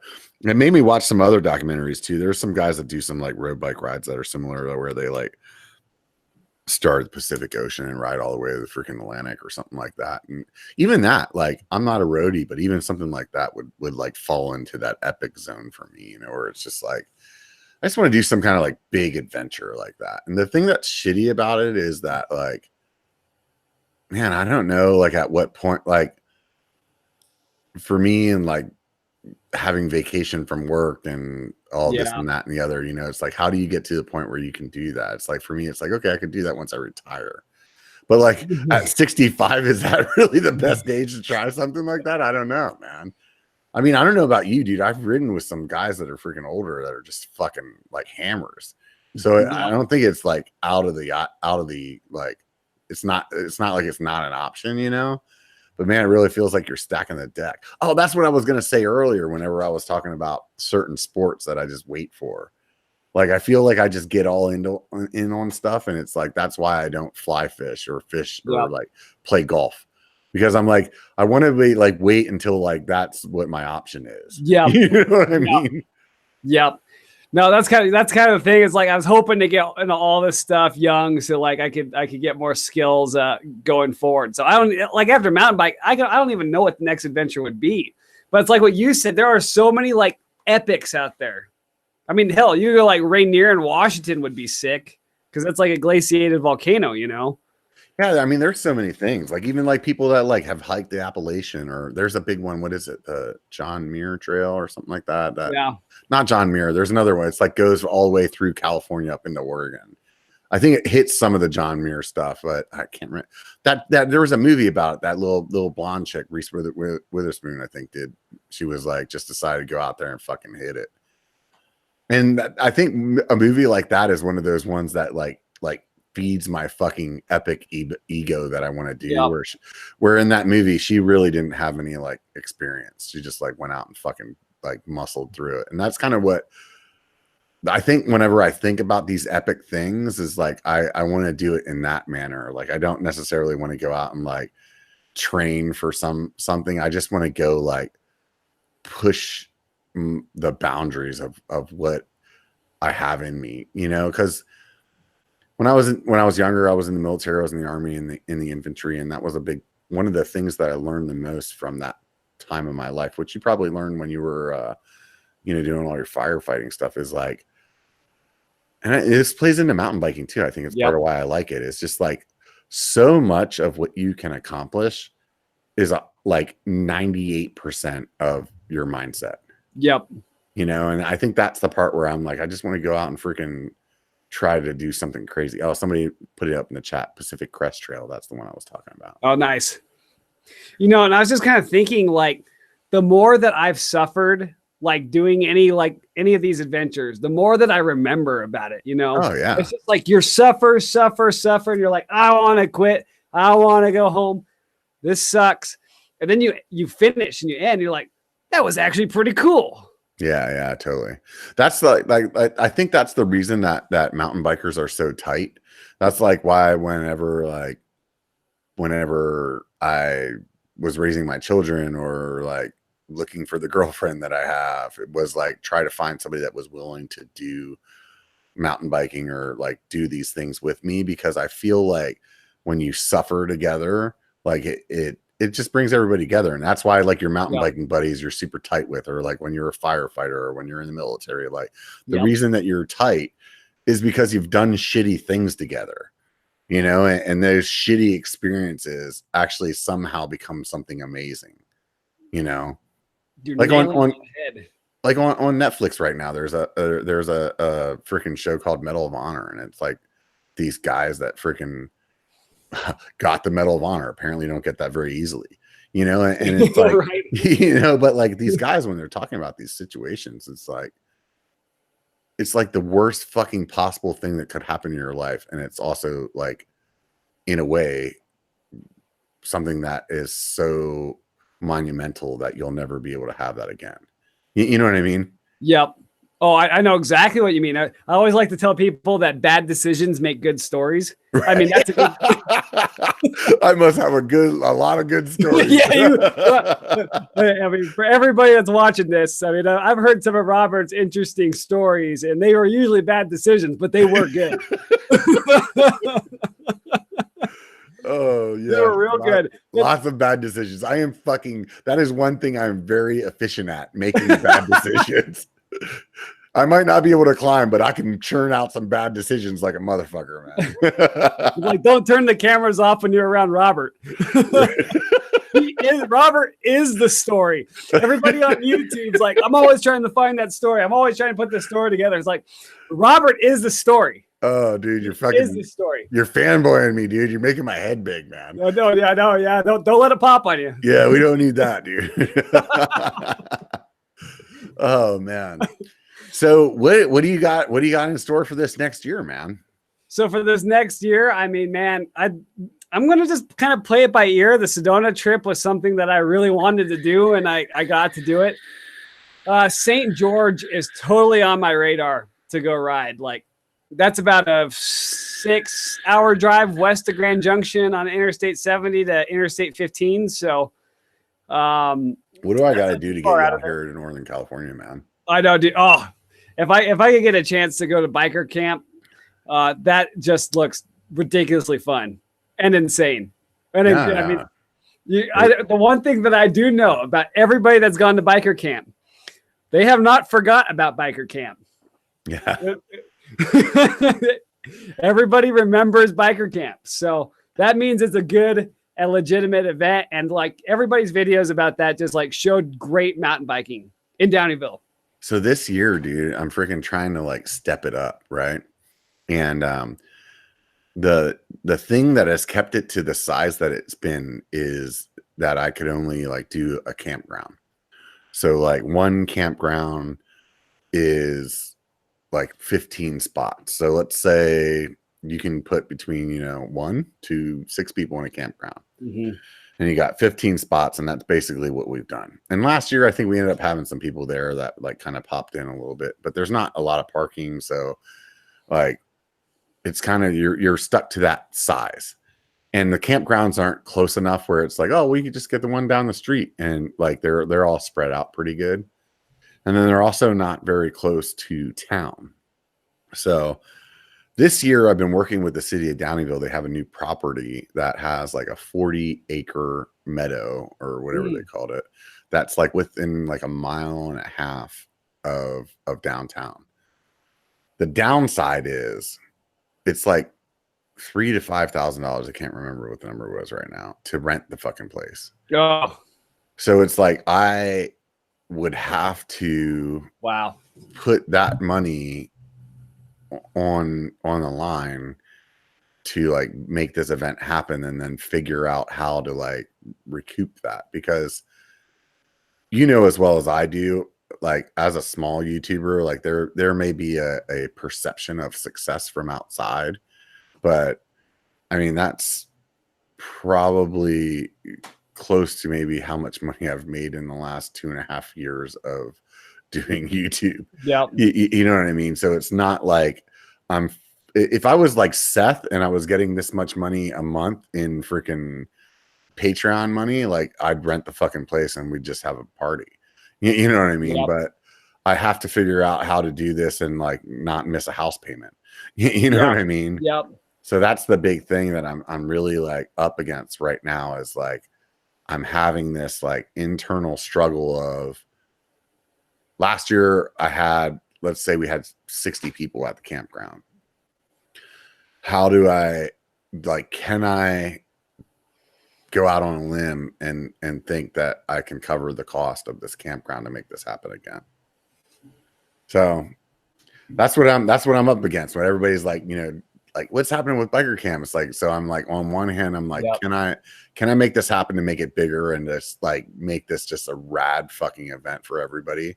Because if we get that spot, like we could have a band. Like if I do Jeopardy, I could do it with like a screen and a stage and like have a projector that puts it up onto the screen. You know what I mean? Like could really, really change it. It gives me the ability to be able to have like vendors there that are possibly giving out demos. And like, I would love to turn this into a Sedona, you know?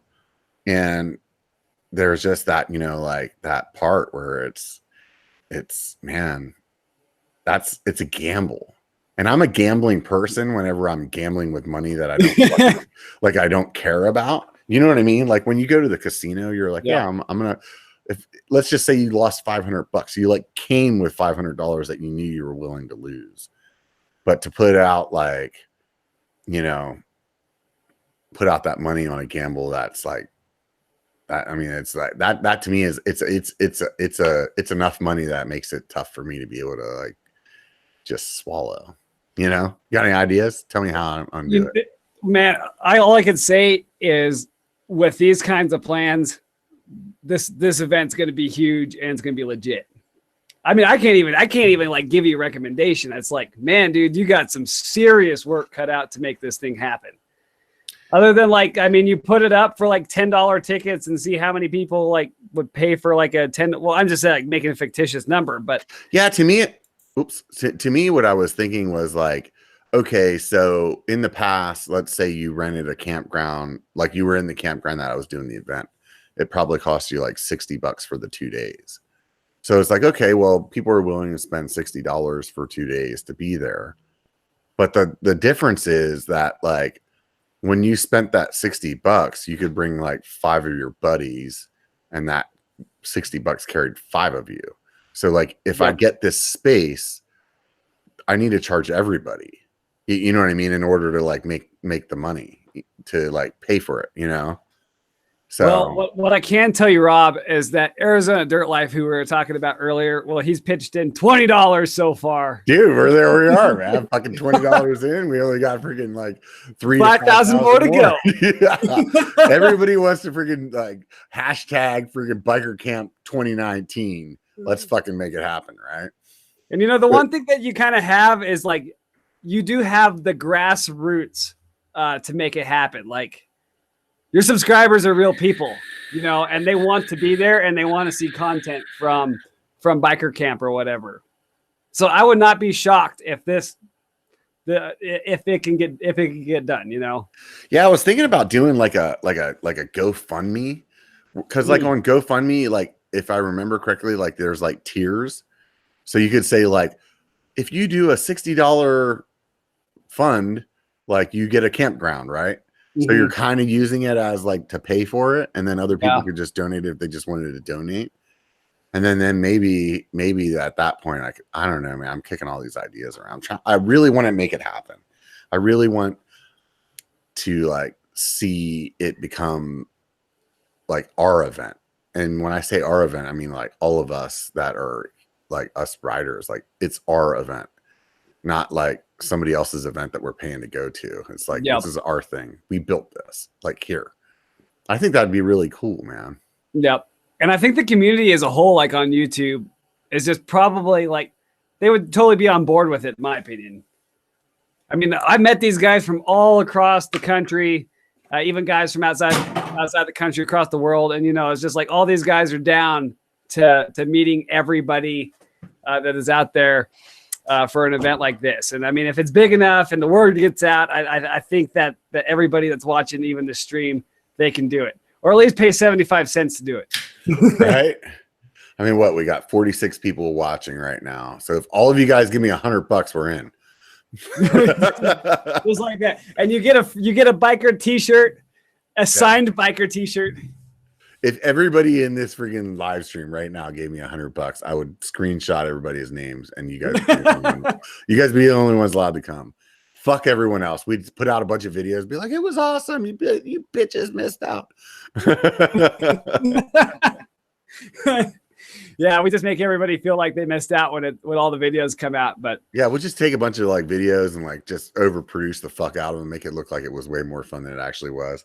Because it would turn out to be as 45 fucking drunk guys that like were still hungover, barely got able to like ride Downeyville. Just like that's it. I mean, if you take like, I don't know, what's the 3-day pass on like the 3-day pass on Sedona Mountain Bike Festival is like a little bit over $110, I think, or something like that. $110. Look at this, dude. AZ Dirt Life just threw $100 in, dude. Oh my god, that is awesome, man. I usually don't freaking call out the super chats, dude, when I'm doing the biker bar, but fucking A, dude, that's crazy. That's really you got outdoor guy on. You got outdoor guy in the biker bar. That's it, man. That's what it is. All we need now is 44 more people, and it's gonna happen. just like that. The chats are just all going, I'm in. That's awesome. That's awesome. So you were saying though, this is the thing though, what you were talking about with Sedona, you said it's about like $120 for 3 days. Yep. But you're paying $120 to like demo all those bikes. That's true. Yeah. And at my side, like I can like talk to a couple of bike companies to like maybe get their demo bikes out there. So like there's a few companies I have some relationships with that I could get out there.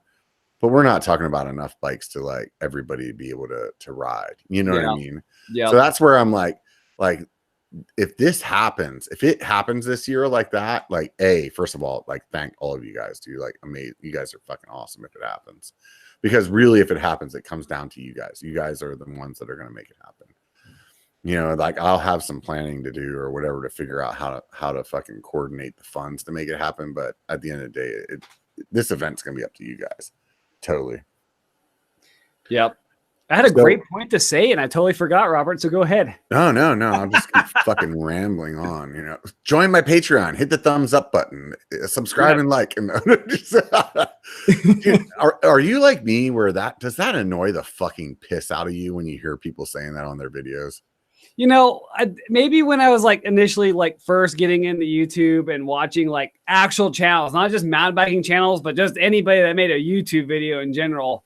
It was just like, it's like I was kind of like the drive-by viewer. I came in, I watched the video, and I got out, you know? And, but like right now, it's like, I don't like it like at the beginning of the videos, but at the same time, it's just like, even if it draws somebody to smash the dislike button, I mean, that's benefiting the channel from what I've read, you know? If they hit it twice, it's good. If they hit it twice, it's really it's good for my ego, right? It's good keeping my head compact and not getting too big or whatever. But I mean, it's just like, it's one of those things, like I hate doing it, but like, is it a necessary evil? Maybe. It is. That's the thing is like, I hate it. It fucking annoys the shit out of me. I can't stand it. However, like one of the first channels I subscribed to was BKXE, and it was because he told me to do it. You know what I mean? Like not me personally, but he just said it on the video. Like, hey, if you want to support me, subscribe. And I was like, oh wow, okay, I'll do that. You know, and like before, like I just was like, yeah, whatever, you know. And it's funny though when you talk about these things, it really happens.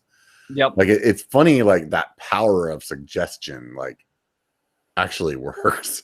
And that's the part where it's like, this internal battle for me, where it's like, I don't want to say that, but every time I say that, it works. And then that makes me fucking motivated to see like the subscriber count go up.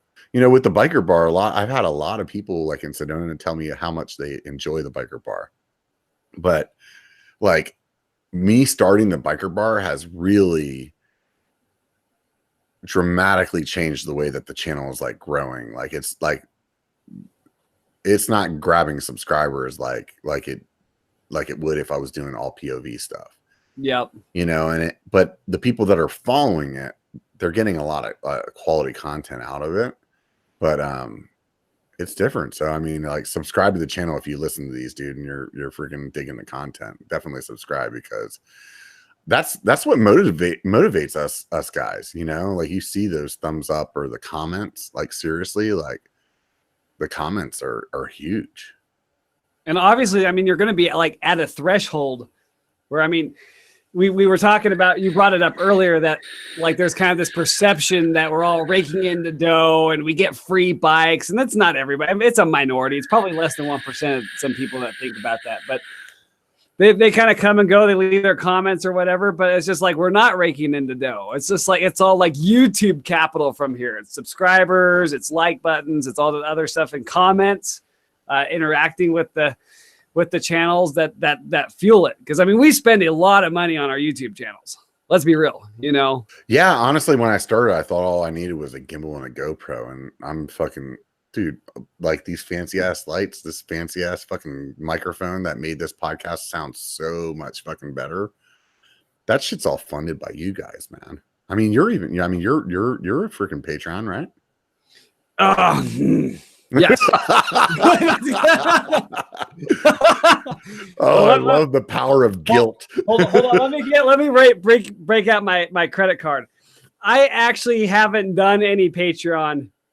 Dude, I personally felt like I could not ask people to join my Patreon if I don't join other people's Patreon. So yes, you can go to somebody's Patreon page and see who they're subscribed to, or like who they're in on. Like, do that. Take a look. Like, I'm not fucking asking anybody to do anything that I wouldn't do.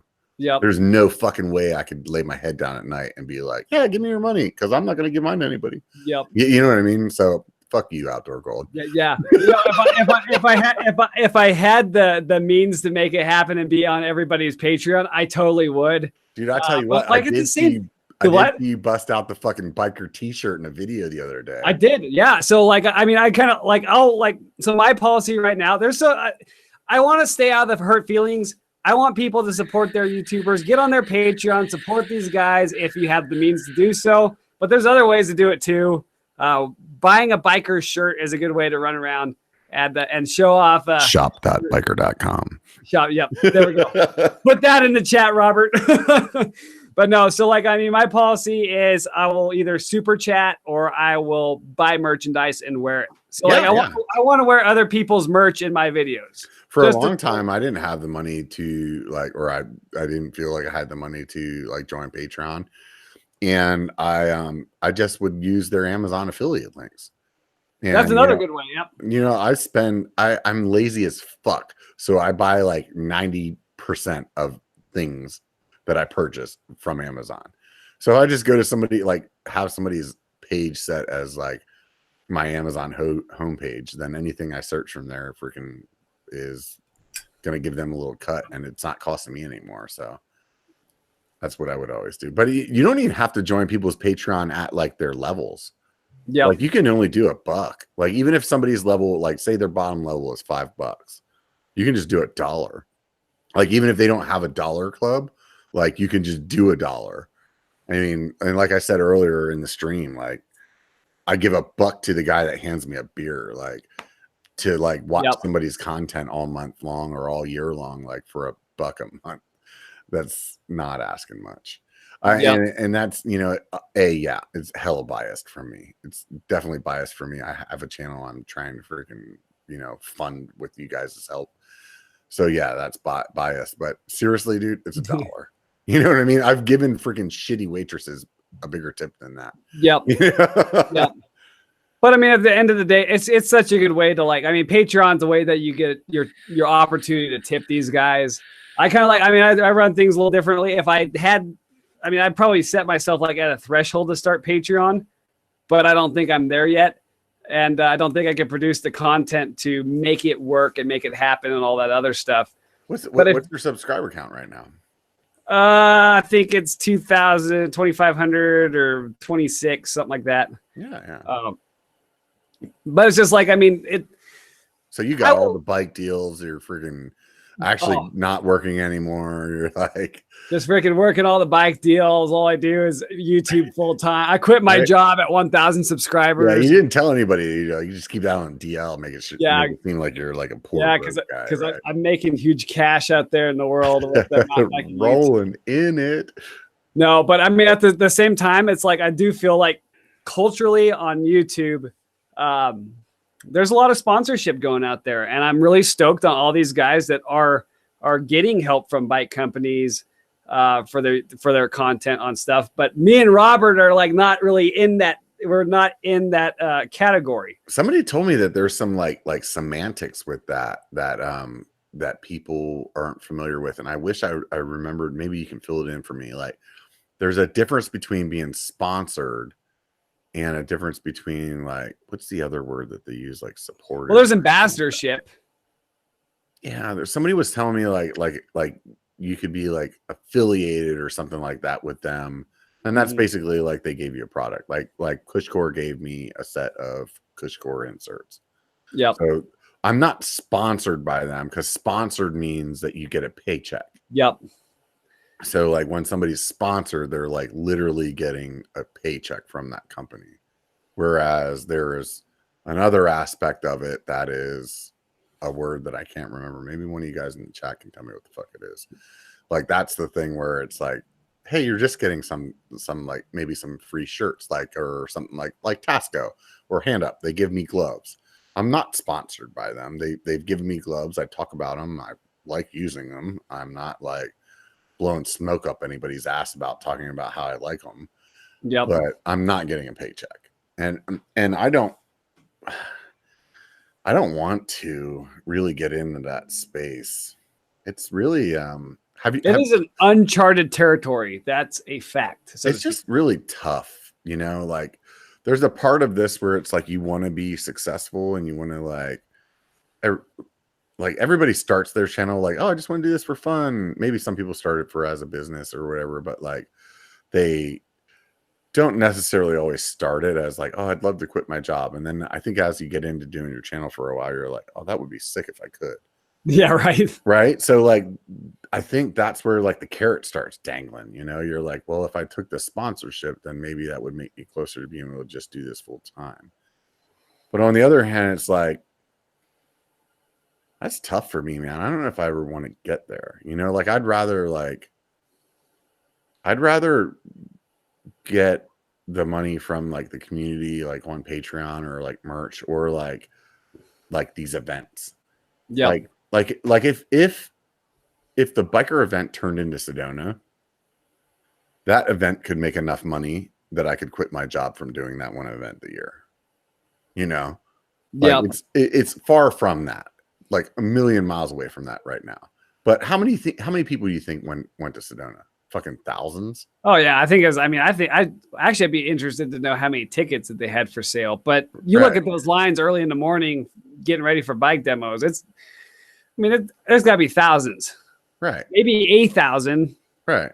And then like everybody packs into like a 4-door car or something like that. So every car that parks there's 4 people that go walking out, you know. Yeah, I mean, so like, and that's the thing about Sedona that's a little unique too, is like you don't actually have to pay to be there. So for those of you guys that are like contemplating like going, it's like you can just go. And like, I didn't pay for a ticket this year because they sold out before, because I'm lazy.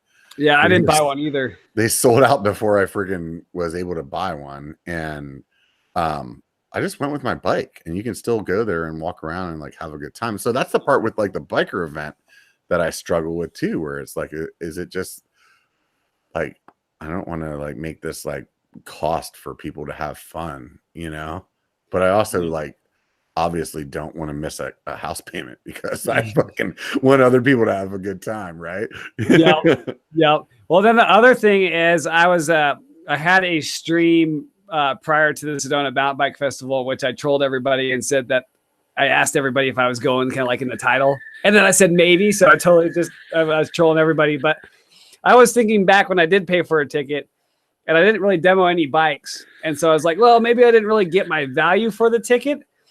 But the one thing that I learned this time, not paying for a ticket, was the parking situation out there. If you're behind the 8-ball, is horrendous. You cannot park anywhere.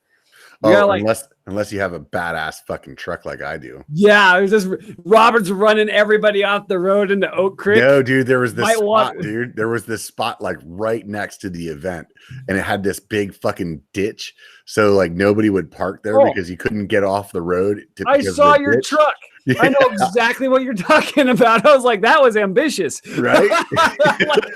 It's just like 2 to 3 feet underneath the bottom of the truck, and it got the tire here on the shoulder, and then the tire over here on the bank. Yeah. When you were standing on the ground with my tailgate down, like I'm 6'2", my shoulder was like level with my tailgate. Oh, that just makes me happy knowing that was you that was parked that way on Friday. Yeah, that was me. That's satisfying. The best part of it was there was a point whenever we were sitting on there's a little trail that kind of climbs up the hill right next to where I was parked. And we were sitting there for a second, like waiting for the other people that were with us to catch up or whatever. And before we crossed the street to go like grab some beers out of the truck or whatever. And somebody like walked by like on like right next to my truck, and they looked at it and they're like, what a douchebag. And I think it was awesome because they had no clue that the douchebag was standing right there listening to him. I was like, just like I'm from real Linda. Right? Don't fuck with me, man. Look at that. From real Linda, California. You see those douchey ass freaking rims I got on that truck? That it screams fucking little penis, dude. I love it. So yeah. Anyways, moving on. Good times. But I will say, like, if you do get your own ticket, or if you buy a ticket, you get the shuttle service from it, and then that takes like the parking problem out of it. Because I tried to park at any like the trailheads like in the afternoon on Friday, and man, I could not find a spot to save my life. I couldn't find a spot near the festival except for the one spot that B1KER took. And so I went back, and it was just like, man, I got to wait until like 3 o'clock or something when some people start leaving. And that value was in the shuttles for sure. Yeah, definitely. And I think the thing that is key though about Sedona is that, you know, although it may not be like what you want to do, your hotel could still be within like 2 miles or so. Yeah. Of it, and you can just park at the hotel and ride your bike there. And you see people up like littering the streets. It's really cool to be at that event because it's like you feel like you're like, I'm here with my people, you know. It's definitely really cool. So what beer are you sipping on over there? So I got a Oscar Blues Guns and Rosé, some rosé ale of some sort. It's like a sour. I'm a big fan of sours, and it's pretty good. I unfortunately didn't get to fill it in my Reeb glass. I had some water last minute that I decided to bring some hydration or whatever. But yeah, I'm a big fan of Oscar Blues Brewing. But man, our brews over here in Grand Junction and Fruita, we got some really good ones. I'm not gonna lie, we got some really good taps in this part of the world, and they don't really sell them anywhere outside of here. So you brought water to the B1KER Bar and then tried to play it off as a sour. So sorry, let me keep up my pinky up. Yeah. This is how I know you're gay. Okay. and I got a sour, so it's just like somebody's like, oh no, you have a sour and a water, so and a water. Nice. Yeah, I got the sour awesome. Here, and I got the water over there. Totally. I'm out of beer, so it was kind of like I was thinking like the B1KER Bar. It was gonna happen like with all the time changes and stuff. I was standing in line at the liquor store, and then I look at my phone. It's like, oh crap, it's at 5 Pacific, whatever time that is, Mountain. And so I rushed over here. And I'm stuck with what I'm stuck with, you know, and the diesel and diesel. You showed up with the diesel. That's all that really matters. That's all that mattered. I am the machine. Hashtag unleaded. Where's Steve Y when we need him? He's right there in the chat. Oh, there he is. Okay, good. Steve Y just showed up. Yeah, good. I think he's been here most of the chat. Okay, good. Yeah, Steve Y is a cool guy. So what I asked you earlier, and I already forgot what the answer was. So let's go ahead and circle back to that again. So what is the big things? Like, what's your 2019 bucket list? Bucket list is getting some other content that isn't just mountain bike specific out there, especially in the summertime, because it seems like my views kind of go to hell in the middle of the summer. I think like everybody's looking at Canada. I want to make more content specific videos, like just kind of giving people general mountain biking this, mountain biking that, and then just getting out and riding. I need to do some like more riding in Crested Butte because they got really, really good trails. But outside of that, it's going to be kind of a fly by the seat of my pants and see what happens for the rest of the remainder of the year. See who shows up in Fruit America. There One you word. Go. Hometown of Fruit America. So man, I honestly, like, here we are, we're wrapping up on 2 hours, dude. And I definitely didn't follow the normal biker format with you. It's just great chatting. We always have great conversations. If you guys don't watch RC Gold, the outdoor guy. If you don't watch Outdoor Guy or the Tampax Sampler, like, you should definitely search him on the internet. Good times, man. I just really did have an awesome time chatting with you. I can't wait to have you on the show again. I don't know why we waited so long. I don't know why either. I mean, I didn't go on here, Biker, put me on the B1KER Bar. Nah, this is me and Biker. I mean, we're buds. We're real cool. So I mean, we have long chats, heart to heart on the internet. So. Oh yeah, it sounds like it just got dirty real quick. Oh yeah, I don't have any pants on right now. Just want to yeah, I'm wearing. So like I was like rushing back here, so I got my shirt on, but I'm totally wearing shorts right now. I'm wearing mountain biking shorts. Yeah, so this is like a newsroom casting where like you got the suit and tie up here, and you're wearing gym shorts below. Beautiful. So let's go ahead and wrap this up, man. Like I said, we just hit the 2 hour mark. I appreciate everybody that's been on the chat. You guys that freaking threw into freaking hashtag Biker Camp 2019. You guys fucking rock. And all of you guys that have been contemplating about hitting the thumbs up button right about now is probably a good time to do that. That would be cool. I appreciate everybody that's been on here, like RC Gold, Tampax Sampler, hashtag Unleaded. I had a great time talking with you. Remember to subscribe and support your favorite channel, whether it's mine or somebody else's. Doesn't matter. Just hit that subscribe button. It really means a lot to all of us YouTubers. Next week, this is what I'm gonna start doing. I have always shied off of telling people who's going to be on next week because sometimes like last minute shit falls apart. But I'm gonna start telling you guys who's coming up next week, and you'll know if it didn't happen. So as it is right now, next week we're supposed to have Fazari Bikes on, which is it's gonna be an interesting conversation. They build custom bikes for like you and your size, like, so you give them your, I don't know how they go about it. We're gonna find about that next week, but basically that's what they do. They build them custom for you.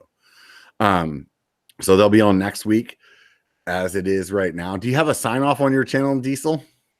You know what? Maybe it's I am the Diesel. Maybe that's my sign off or something like that. I need to work on the sign off. I just poach everybody else's and go, "What's up, YouTube? What's up, Tampax Sampler?"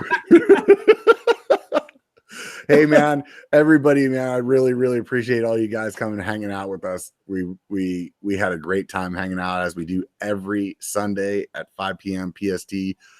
Most of the time, I appreciate you guys giving me a little break to do some traveling and have some fun. Hopefully, I can get around to editing those POV videos here soon. You'll see something coming out of Spider Mountain, yet another Spider Mountain video.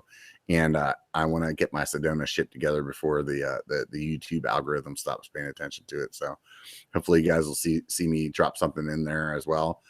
Remember one thing and one thing only: it only takes a bike to be a biker. So get the fuck out and be one, bitches. And a beer. Right? Anything with a B. So that there's a hashtag OTAB that I use all the time on my social media, and it stands for only takes a bike. But that B can actually be anything. Only takes a bike, only takes a beer, only takes a beard, only takes a, well, you guys feel a bear. All right, now I have to sign out again because you fucking like OCD'd my ass, dude. Like Jedi mind tricked me there real quick. Thanks a lot, guys, everybody, for hanging out. If you want some extra content, join my Patreon because we're gonna have a secret little extra content coming with the outdoor gold here in the next minute. Anybody got any ideas what I should ask them? Throw them up in the chat before it disappears. Remember, it only takes a bike to be a biker. Get out and be one, bitches.